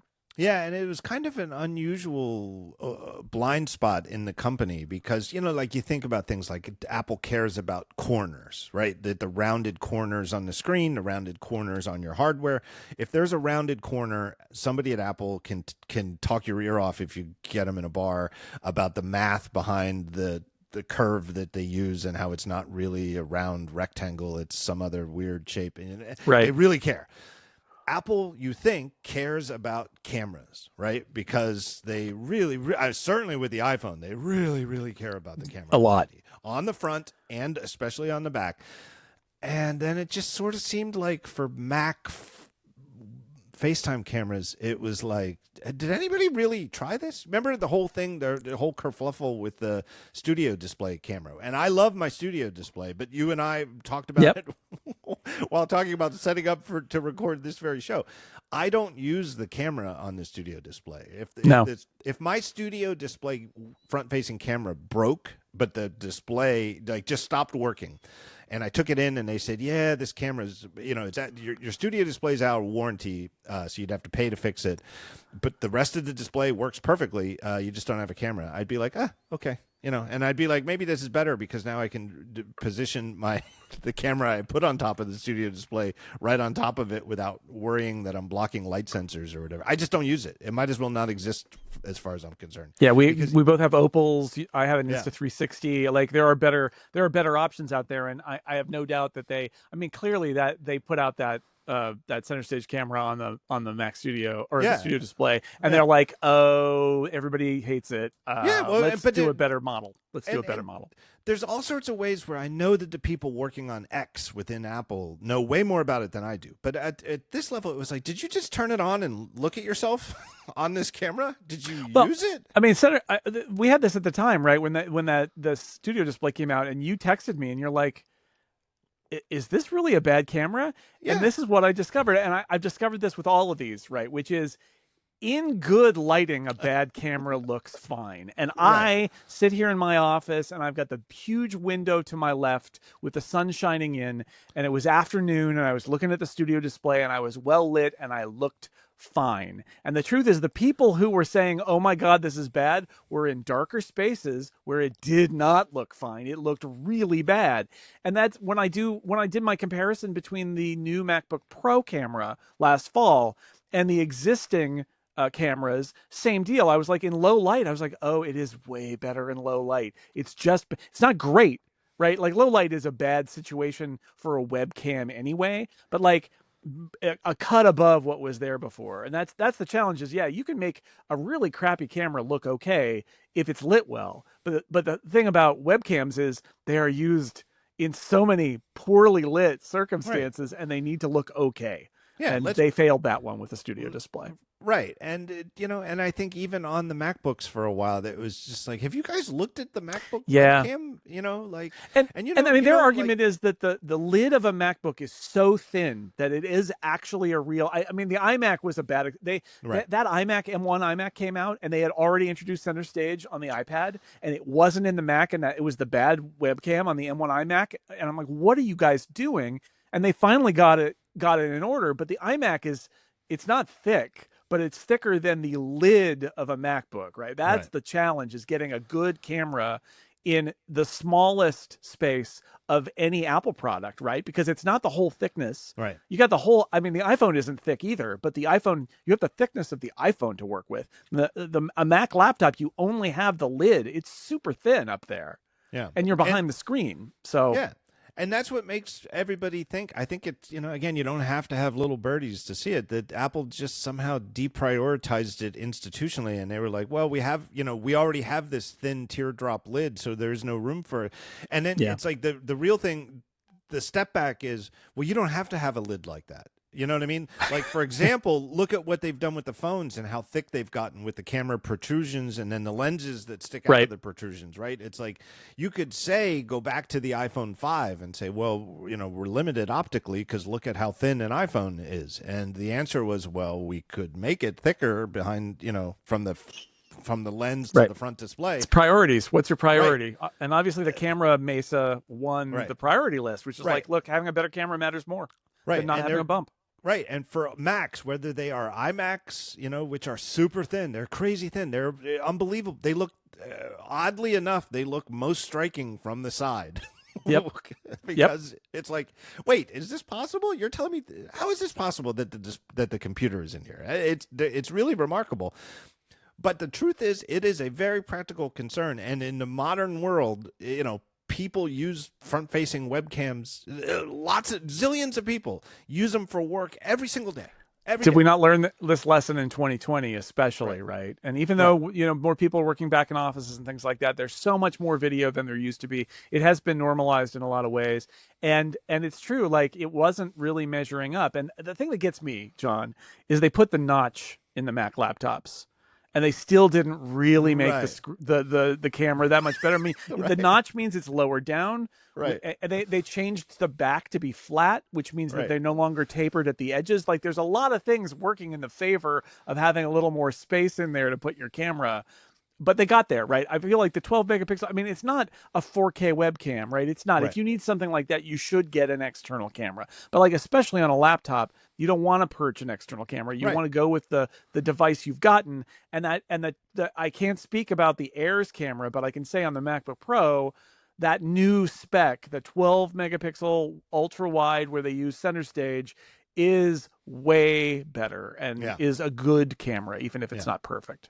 Yeah, and it really is important because sometimes people, it's not like, oh, I have a call at 12 o'clock, and so I have time to set up and plug a thing in and blah. Sometimes somebody is like, hey, you got to hop on a call right now. Yeah, and it's like, right now. You go into a Starbucks, you put your headphones on, you lift the lid on your MacBook, and you're on the call. You don't have and time. The lighting is bad, and it doesn't matter. You got to do it. Yeah, you took the seat you could get at the airport. You don't. It's just where you are for this call right now. No choice of lighting. One other feature of the MacBook Air that I want to talk about. And it's not, is it a feature? It's not even a feature. It's an option. I know it's an option. Be. So I want to tell you a little story, John. So I got a MacBook, let's say I got the MacBook briefing, right? Yes. And I'm in Hawaii for this.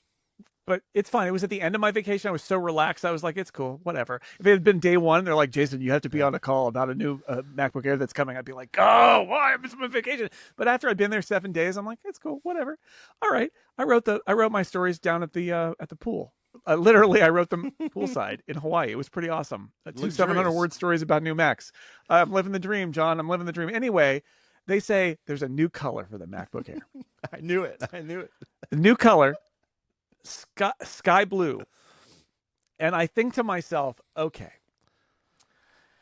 what's the most likely scenario here? And if you look at their images, like the that are usually on a slightly off-white background, it's a blue off-white background for their images of the sky blue MacBook Air, which makes it's very funny. It's like more blue, put more blue in there. But the truth is, if I'm listening to my gut when they announced this, I thought, you know what this is going to be? It's going to be silver shaded blue instead of silver shaded slightly gold like Starlight is. And they're going to be like, what undertone of silver do you want? And the jury's still out because nobody's, there no reviews have dropped about the MacBook Air. So we don't know. But my initial response was, once again, Apple has decided, I think philosophically, internally, and that brightly colored iMac style MacBook Airs are not a thing they want to do. So there's a new, very conservative, like if you want your silver to be a little bluer, sky blue, and not like a bright blue or a bright orange or something like that. That they and my theory, by the way, when I did 20 Macs for 2020, 5 years ago now, when I did that, I did the story about the iBook, the original iBook, which is like tangerine, and lime, and all of these like brightly colored. And they literally replaced it with a white one and a black one. Yeah. And they've never had a colored laptop since then. My theory is iMacs, you buy them to put them in a space and you know where they're going to be. And to your story about you have to jump into a Starbucks, laptops go everywhere. They're in all sorts of different environments. And I think Apple has decided, probably in part due to customer feedback, honestly, I'm going to be honest about that. I don't love it because I don't love the outcome, but I think Apple feels that when you take a laptop around with you in the world, it should be unobtrusive. And therefore, they'll give you a little hint of blue, or even with Midnight, right? It's black, but with a little hint of blue, if you look at it in the right light, that when you take your Mac laptop out, it shouldn't necessarily draw attention to itself because it could be in any environment and it might be appropriate and it might not. Now, I don't love that, but I think that's what they're thinking. I think it is what they're thinking, obviously. I don't think that even they, though, I don't think there's any kind of market research that they can do. I mean, I could be wrong, but I don't think they know. Like if they made a very vibrant orange, how could they know? They've never done it, right? They could try it and it could fail, and they could see, but they haven't tried it.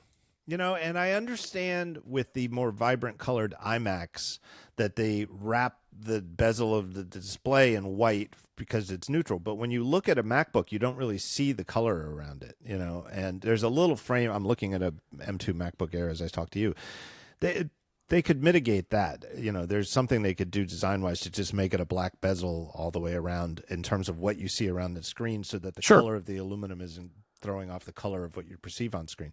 But I think if they sold just like like back in the iBook days, like just wow, that is cool orange. Blue and orange, just like the old days, a blue and an orange. Right.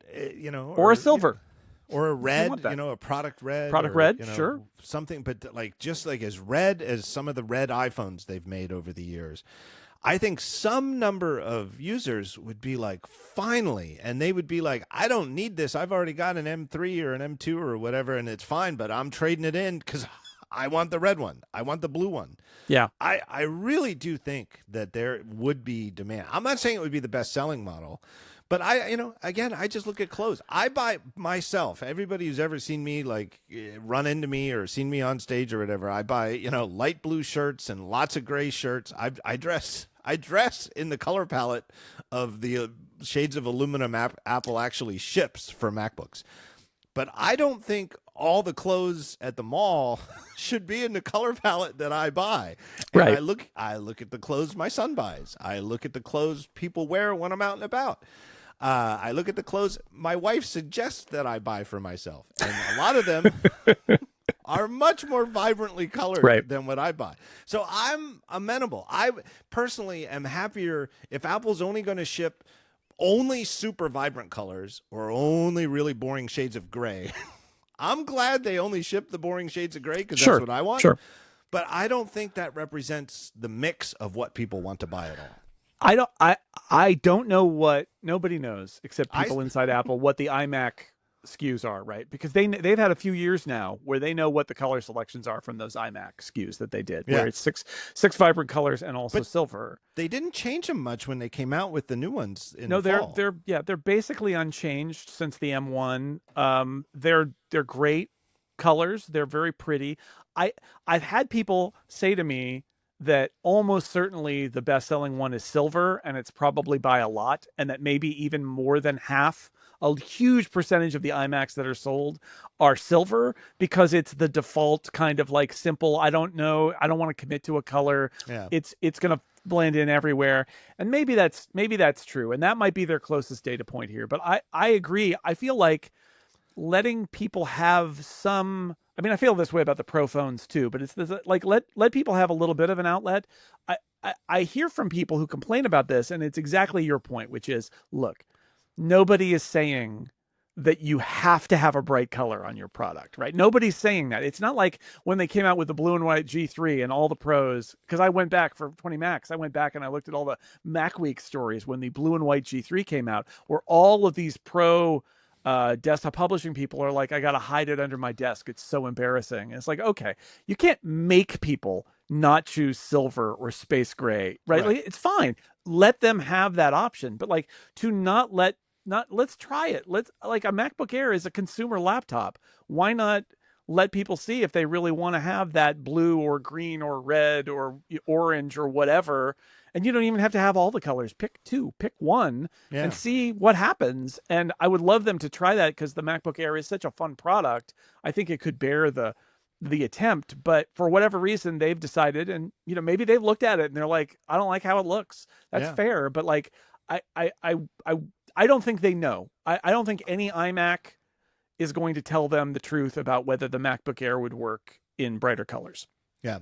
I think enough time has passed. It was an off-the-record briefing, so technically by talking about it, I'm violating it. But many, like 10 plus 15 years ago, at some point I had an off-the-record briefing with Phil Schiller about iPhones. I think it was I'm almost certain it might have been with the iPhone 5C. Where they really were vibrant colors. And I asked him about it, and he said, the one thing about colors is customers think we know which ones are going to be most popular, and we don't. We never do. and that we in Apple are often surprised around the world what's more popular. And he, Phil being Phil, he wasn't telling me that the 2005 second gen iPod Nano in this color wasn't popular in some country, but he just said, like, we'll find out that, like, it's a certain product in yellow doesn't sell in Germany, but the green one just sells. We have to quick redirect product there because everybody in Germany is buying green, and we don't know why, and and that it varies culturally and country by country, but that Apple doesn't know. And I really think that must still be true. I think color is so arbitrary that nobody really knows. Right, right. And I mean, I'm sure the sky blue is going to be nice. I think it's just going to be super restrained like all the other colors. And like having more options is nice. They got rid of space gray, which was honestly kind of boring. They've got the dark midnight one if you want it. But otherwise, you've got kind of these three, I'm going to guess, versions of silver, right? Because Starlight is kind of just a goldy silver. That's why they call it Starlight instead of gold, right? Yeah, I was told, in fact, by somebody at Apple that Starlight is literally just silver with a yellow undertone. That's how it's defined. It is the same process with this one added tone. And my guess is that sky blue is the same, but the other direction, right? Like that's fine. But so it's just, I feel like this is a missed opportunity I would like them to take. And honestly, as somebody who just bought a MacBook Pro, an M4 Max MacBook Pro in black that I'm not going to be replacing anytime soon, part of me is really relieved that they didn't make a bright colored MacBook Air now after I'm off of the MacBook Air, because that would be so sad if I couldn't get an orange MacBook Air. Yeah, you missed out on that era. Yeah, but it really does remind me, like with a lot of the modern LED lights that are smart lights where you can smart adjust the color temperature. You get like an app or something and you can make the same light, same room, a little warmer, a little cooler. That to me is what I suspect sky blue is going to be. It's not really a little cooler. Not that you got a different colored laptop, but that did somebody screw with the light and make it a little cooler? I mean, that definitely happened to me with, I forget what product it was, but Apple sent me a product a little while ago, a couple years ago.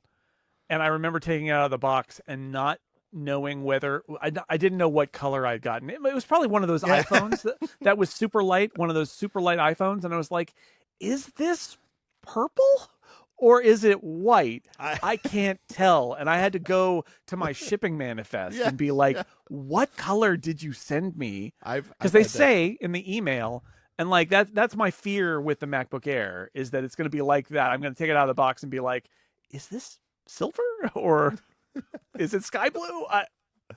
I don't know. And I can see blue. I am colorblind, but it's like, that's red and green. Red and green I'm not as great with. Blue, I should be able to see it, but I feel like that's the path they're going down here.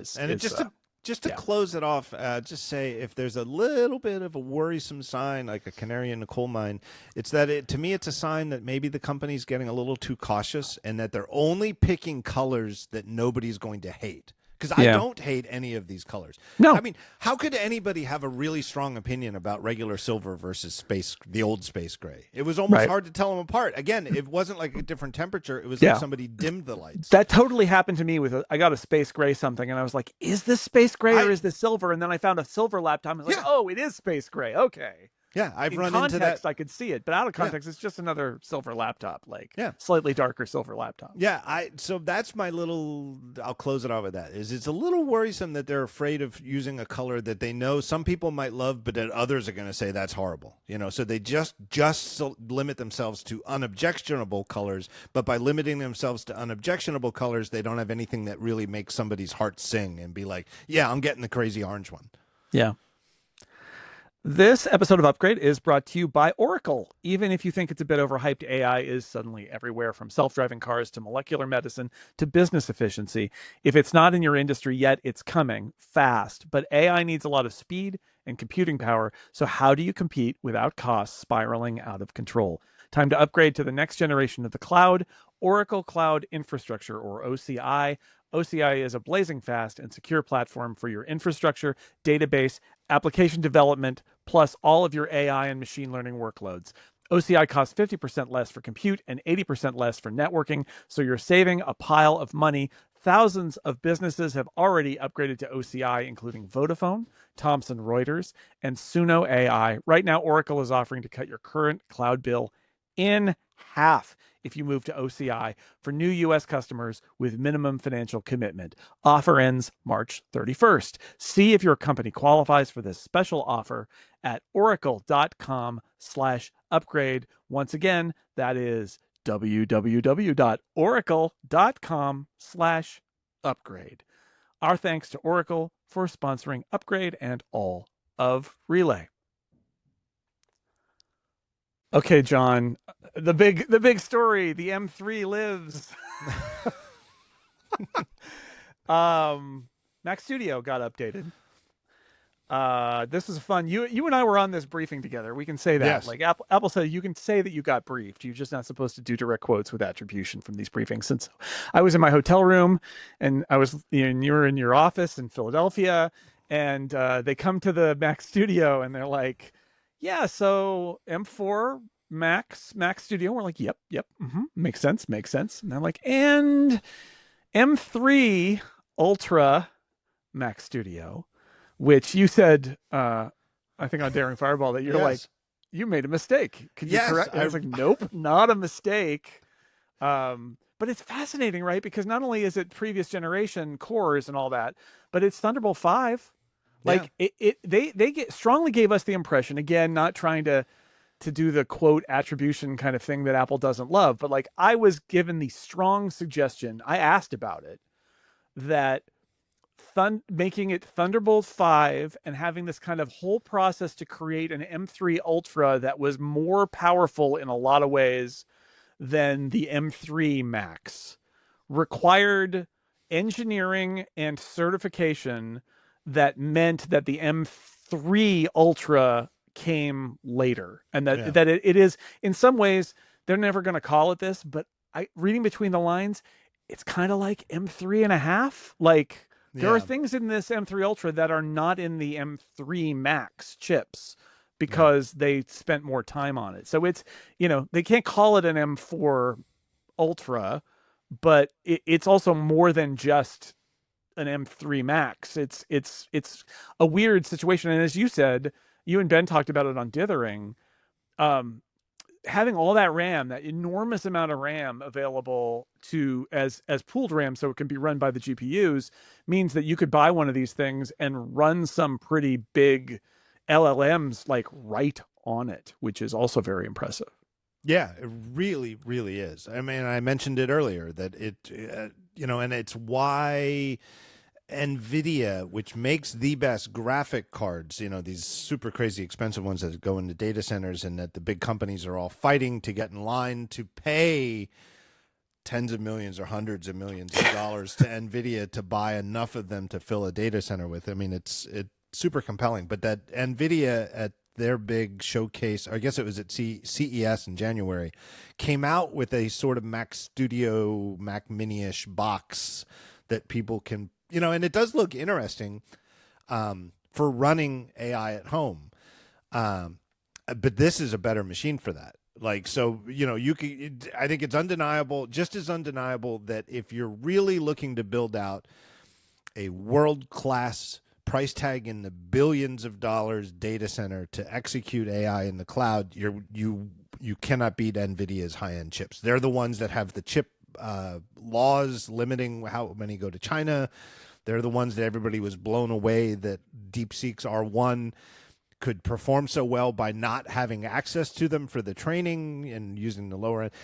But at a consumer level, you can buy it, one of them, put it on your box and run AI. You cannot beat this M3 Ultra Studio. And that it's one of those things, it's just like webcams, like getting ahead of webcams and just saying, we want to put the best possible webcam in a consumer product in 2019. Then all of a sudden you have this product ready for 2020 when all of a sudden everybody's locked in and has to work at home. And it's like, well, you've already got a great webcam because you built this great thing.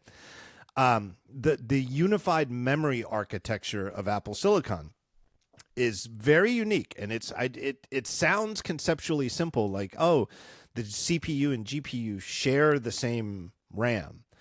but it's very different. Like when you buy like a gaming PC card from NVIDIA, it's like 16 gigabytes of RAM or something like that, just for the video card.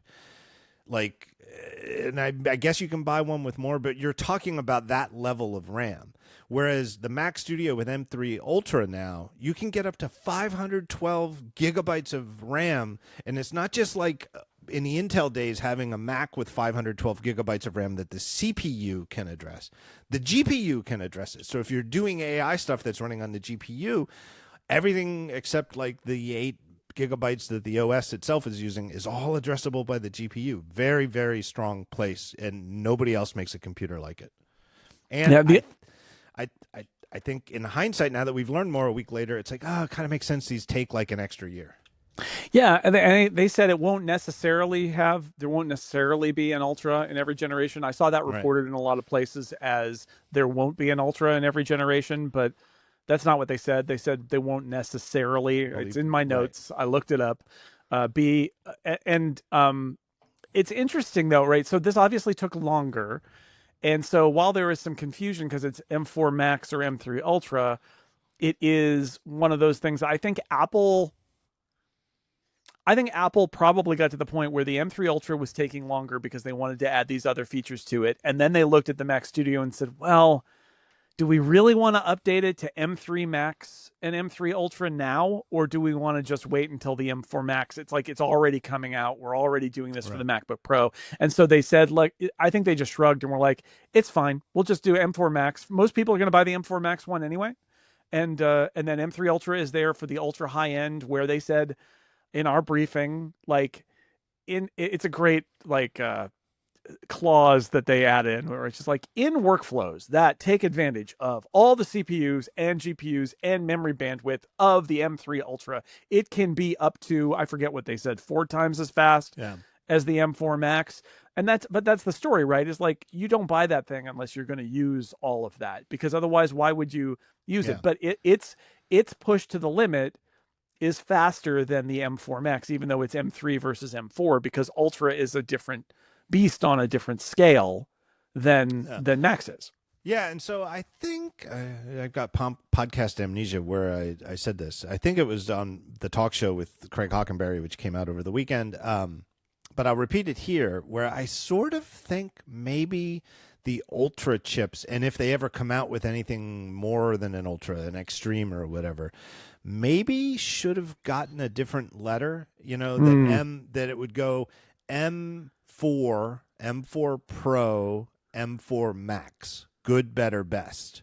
And those are the typical Mac class chips. A good one, a Pro one, and then a Max one where it's way more expensive, and it goes up to I think 128 gigabytes of RAM, and it has more cores and blah blah blah. But if your workflow is a general Mac stuff, those are your options, good, better, best. And if you need more than that, you're outside the bounds of Mac userness. You need something different, and maybe it should be like the P chip or the X chip, or I don't know which letters they still have available, but a different letter so that you're not comparing it like to the other M3s. And a different number or no number, right? You just call this it's the M Jaguar or whatever. In some sense, the M4 is a sibling or a family member, a cousin to the A18 and A18 Pro. Right. And the M3s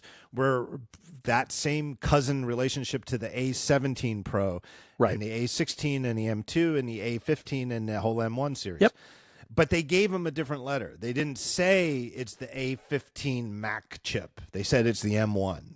And I kind of think there's that level of a difference with Ultra compared to Max. And I think, personally, I got way too attached to the layperson explanation that an Ultra is 2 Macs stuck together, and that sticking them together is easy. That they're... I knew it wasn't easy. But that conceptually it's such a neat, clean, easy way to think about it. And you think, oh, and then somebody just goes into whatever CAD program chip engineers use in Johnny Cerrucci's team and just connects two whatever Maxes together, draws a bunch of connectors and stick them together, figure out how to dissipate the heat, and you're done. And it turns out, I think it's way more complicated than that. I know Marco Arment talked about it on the most recent ATP, and I think it's a really good example that Intel's Xeon chips were always sort of like this too. And it's so much harder with Intel's naming schemes, which have only gotten more complicated over time, where they don't have this neat M3, M3 Pro, M3 Max, now M3 Ultra, and they're all of the same generation because they all start with M3. But the Xeons were always sort of 12 or 18 months behind whatever core beginning point they started process, right? But they were also server class, right? So like the iMac Pro in the Intel era came with Xeon class chips, and it was way more performant for multi-core. They were, better in so many ways, better capable of addressing way more RAM and et cetera, et cetera. But if you just ran a simple single core JavaScript benchmark, they were going to lose to the slower. Yeah, they were going to lose. Yep. So it's very possible that like a $20,000, almost certain, I think, that a $20,000 or whatever the max config of a M3 Ultra Max Studio is, that if you just go run a JavaScript SpeedMark benchmark in your browser, it'll lose to an iPad with an M4 chip from last May on single core JavaScript performance. Yeah. Well, for me, and I know that in the early generations, M1 and M2, they were very much two Maxes stuck together, but it's changing, right? Like one of the things that I found fascinating with we were at the M3 rollout. We were both at that, and again at the M4. The nature of the M3, where they seem to really boost the Max chip, and the Pro chip felt more like it didn't get that boost, that it had more in common with the base M3 that was souped up than the high end was sort of spreading. And then in the M4 generation, the composition of the chips changed a little bit. I think that, to start making M chips, they're all kind of the same. And that as the generations come, they are optimizing and also varying them a little bit more. And I think this is a great example because I just to be clear here, the M3 Ultra supports Thunderbolt 5. Right.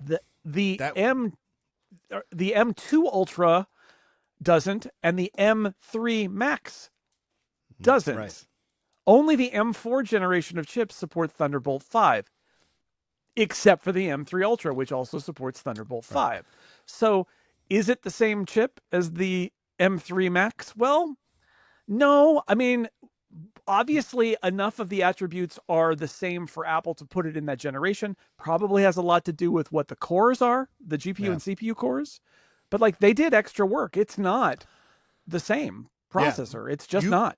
You did call it out, and I remember I have it I don't have that notebook with me, but I remember you calling it out, and I was like, oh yeah, that is interesting. Because I got confused. I was so not expecting an M3 anything that I was unfamiliar with the specs. And I was like, oh, I don't remember the M3 chips having Thunderbolt 5. And it's like, oh, that's Jason's reminding me. That's because they didn't. They didn't. Right? The Mac Pro currently on sale does not support Thunderbolt 5. The other one that Apple called out in our briefing, that definitely caught my mind, I'm sure it did yours too, is the M3 Max maxes out at 128 gigabytes of RAM. But the M3 Ultra goes up to 512, four times. So it's not two stuck together, right? And the original Ultras, like the M1 Ultra and the M2 Ultra, I think their RAM cap was just double the Max. I think that's right. And again, I think that doubling, double the maximum RAM, double the maximum memory throughput, double this, double that, because it's two stuck together. And I got it stuck in my head that they're just two stuck together and that's it. And I think this is the proof. And maybe it was more true then, but I think it was, but it's not now. Right. And 4 times the RAM is not 2 times the RAM. Right? And if you really need that much RAM, it makes a difference. It really does. And it just shows. And, if you really need Thunderbolt 5, or you could make use of Thunderbolt 5, it really makes a difference. And it's I think not just.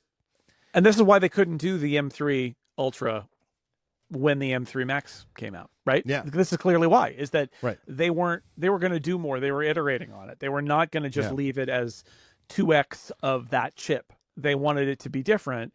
And I think it slowed them down. And they said in our briefing that there was a certification issue and getting it up and running and working with Thunderbolt 5. And I mean, they're very vague about it because that's what they are. But like, I think it was, despite the vagueness, I think it was pretty clear that like they put more into it, and that's why it took longer. It's actually on that level fairly simple. It's like, this is not running a photocopier on that other chip and sticking them together. We did more stuff to it and it took longer. And so you end up in this thing. And I mean, I'm sure in single core performance, the M4 Max beats the M3 Ultra, right? Because it's using an M4 core, which is faster than an M3 core. I'm sure that's true, but that's not what it's for. That's kind of not the point.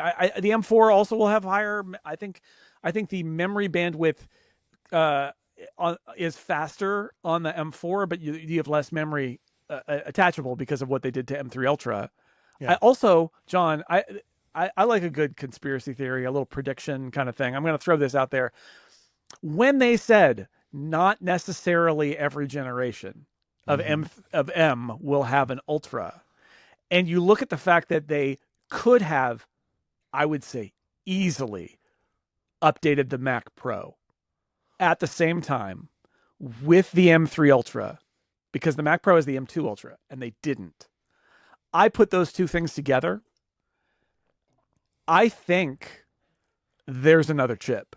I think there's, whether it's an extreme, whether it's that they're not doing Ultra for M4 because they're doing something else, whether they call it M4 or they give it a different name or whatever. Right.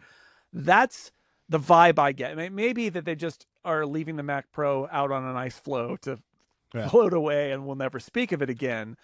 But I don't know. It feels to me like if all they cared about was making the Mac Pro a slot duplicate of the Mac Studio, they would have updated it last week, and they didn't. So I think when they're saying not necessarily every generation will have an Ultra, I choose to read that as possibly the next generation doesn't have an Ultra because it's got a different thing. Yeah. Or, like maybe, I don't know, maybe this is exactly what you're thinking. Like maybe come WWDC, I mean, maybe we go through the end of 2025 and there's no update to the Mac Pro. Mac Pro. Mac Pro could is be just behind. I don't know. That would be a little unusual. It's like, why not just update the processor then to the M3 Ultra and call it a day? Right.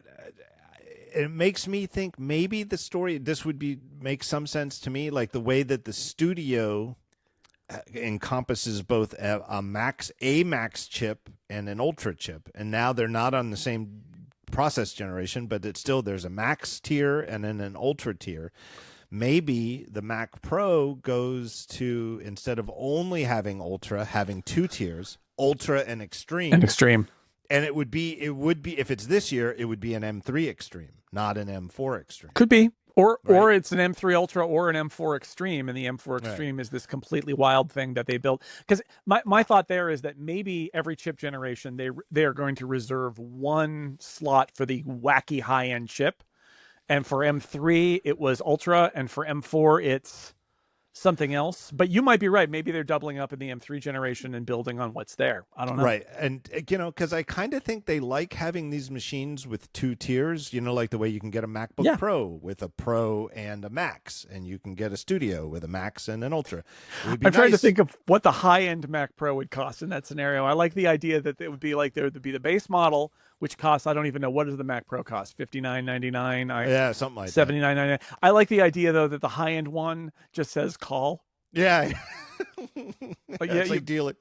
Yeah. It's like an enterprise price. It's like you gotta call. Right, but it is. We've gotten away from it, but it's like, and again, inflation just makes the old prices crazy higher. But like, the workstations was like the name we had in the 80s and 90s for the Silicon Graphics only made workstations. Sun Microsystems, they made servers too, but they made workstations that cost $20,000 to start with, and in like 1990 or something Yeah. like that. Yeah. And the Apple got into that game. They made we talked about it. I don't know if I talked about it with you, but I'm sure it was on your Macs for 2020. The 2FX. Oh, right? yeah. Right. The Wicked 2FX fast. Cost a fortune.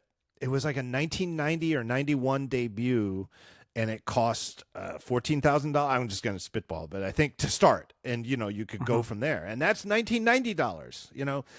So like a $50,000, $60,000 Mac Pro config with this hypothetical M3 Extreme. Yeah, you're not going to buy it. I'm not going to buy it. My wife would shoot me. I'm not even sure. I For the record, $69.99 is where the current Mac Pro starts. But yeah, like imagine it was a $10 or $12 or $15,000 Mac Pro with some super incredible, amazing high-end chip in it that they know that some portion of their customer base is going to buy, and they can assemble that in the U.S. All of this, that would be a win too if you could, because it's so low quantity that it doesn't matter the efficiency of scale. Hand-tooled in America, yeah. But there's always been a thirst for RAM, and it comes in new ways. But this whole AI thing, everything, whatever you're doing with it, if you're running it locally or you're developing it or you're training or you're working on training or whatever, you cannot get enough RAM. You just can't. However much RAM you can actually address in whatever machine, whether it's in the cloud or whatever, you could use it and you need it. And if you're a big budgeted company, you'll buy it. And so if like a hypothetical M3 Extreme could go from a 512 gigabyte Max, which is 4 times the Max chips, to 4 times that to 2 terabytes, that would be something that some companies like engineers at OpenAI or whatever would already start buying before they told them the price. They'd be like, I don't care. I don't care if it's $150,000. If I can have a machine with that much RAM addressable by the GPU on my desktop, I'll make that money back for the company, in the first month of my work. Yeah, now, if you're just doing video editing and exporting 4K or 8K video, you don't need 2 terabytes of RAM. You don't need a $75,000 workstation. That's not, it's a new world, but somebody could use it. So something must be going on with the Mac Pro. I mean, something must be, right? It would be either you could update it or you could kill it, but let it sit there. It would be super lame if come WWDC or just an announcement in May. I don't know, just like a PR announcement that, and now here's the Mac Pro, and it also has the M3 or Ultra.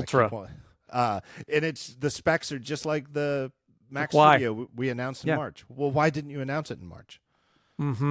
Yeah.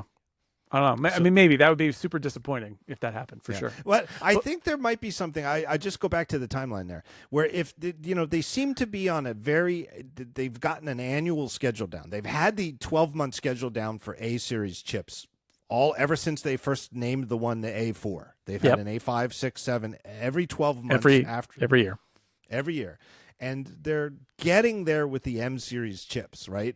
Like now it seems like every single October we're going to get MacBook Pros updated with the Pro and the Max chips. And every March or April or maybe late February, but sometime around March, there will be a new MacBook Air lineup with the new integer behind the M.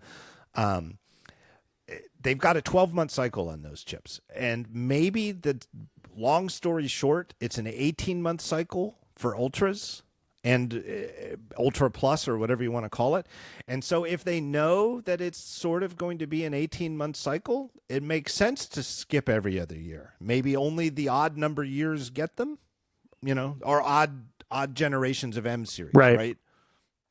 Because it's an 18-month cycle. And this is where Apple's doesn't talk about the future bites them, because nobody knew to expect this. And if they would have just said 2 years ago, when the M3 Maxes came out, that Ultra chips take us longer to develop than Max chips, that would have told us, there might be one coming. In fact, in the future, we will, I think, keep referencing that one statement that not every generation necessarily will have an Ultra chip. Like we've got them basically on the record.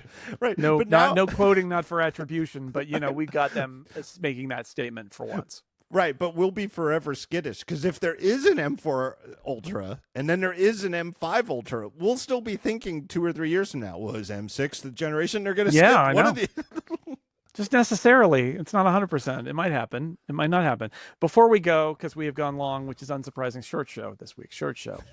I just want to at least mention that there were also new iPads announced. These are the most gentle of updates. They put an M3 in the iPad Air less than a year for going in the M2. I think most interesting thing here, as is often true with the iPad, is the accessory story, where they decided to do a new version of the new Magic Keyboard, rather than continuing to sell the old Magic Keyboard, the original Magic Keyboard for the iPad Air. It now gets something that's like the new iPad Pro Magic Keyboard, a little bit cheaper, although not a lot, and only comes in white, but it's the one with the function row and the the little metallic hinge and all of those things that are the kind of the upgrades that happened, although not, I guess, not the click on the trackpad, and it's like a kind of a slightly cheaper version of the Magic Keyboard, and it will work with the previous Airs as well, because it's basically, it seems like a drop-in replacement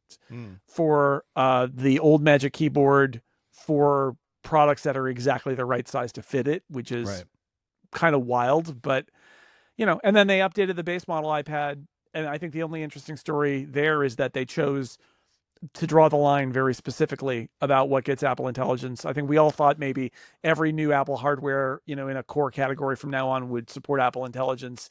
And the answer, now we can see that the cheap iPad, the price matters more than the specs, Yeah. that they need to keep it down. And so it does not have Apple Intelligence support at all. Yeah, and I think it kind of makes sense. Again, you don't need any kind of sources in the company, but I think if you just sort of study the prices and the products, you can kind of see it by looking at the iPad mini, which did get the A17 Pro, Right. and thus does. But the iPad mini costs $599. Yeah, it's It's a small iPad Air, right? Yeah, so it's really a priced mini different. Air. Yeah. It's not a mini regular iPad. And the base model iPad, I mean, it exists for price. It exists to hit a low price point. I'm sure they sell a lot of them. Honestly, I think that a lot of people just buy the base model iPad. I think that there's some competition in cheap tablets, and so they want to have a fairly cheap, good iPad at that price, and they're willing to, it's like we were talking about the Air hitting $999. I think this is one of those cases where, like, there is a price above which the base iPad can't go, and to the point where a couple of years ago they did a new iPad and they kept the old iPad around for a while because they couldn't hit that price yet, and they couldn't not have an iPad at that lower price. Right. And I think that this is a case, unlike our discussion about colors of MacBook Airs and how well would a very vibrant color or two sell, where Apple itself doesn't know. I think they know very, very much how many people, they obviously know how many people are buying them, but I think they know just how important the price is to those people, and that it's not like if they dropped this product from the lineup, they'd all upgrade to iPad Airs, or let's say instead of selling this iPad at $349, I think is the opening price. Am I correct? If they still sold the M2 iPad Air at $100 less at $499 or something like that, that's 150 more. That's a lot more. And I think they know that, they don't make a Mac at this tier. They don't make maybe that Walmart M1 MacBook is sort of that Mac, but they keep that very quiet. That's not something you buy in an Apple store. Yeah, it's not canonical is the way I'm thinking of it. It's like you can find it out there, but like Apple.com will not sell it to you. Right. They don't sell an iPhone for $350, right? And that was a lot of the discussion about the iPhone 16e and its starting price. They don't make, and that's kind of weird when you think about it, because an iPad is a lot bigger. It's 11 inches or 10 and a half or whatever they call it. It's a lot bigger than an iPhone, but it's a lot cheaper because it just has a lot less stuff. It does less. It has a worse camera. It's but there's a market for iPads for whether it's schools, whether it's kids, through parents buying it. Speaking of Parent Corner, talking about buying something for like a 3 or 4 year old.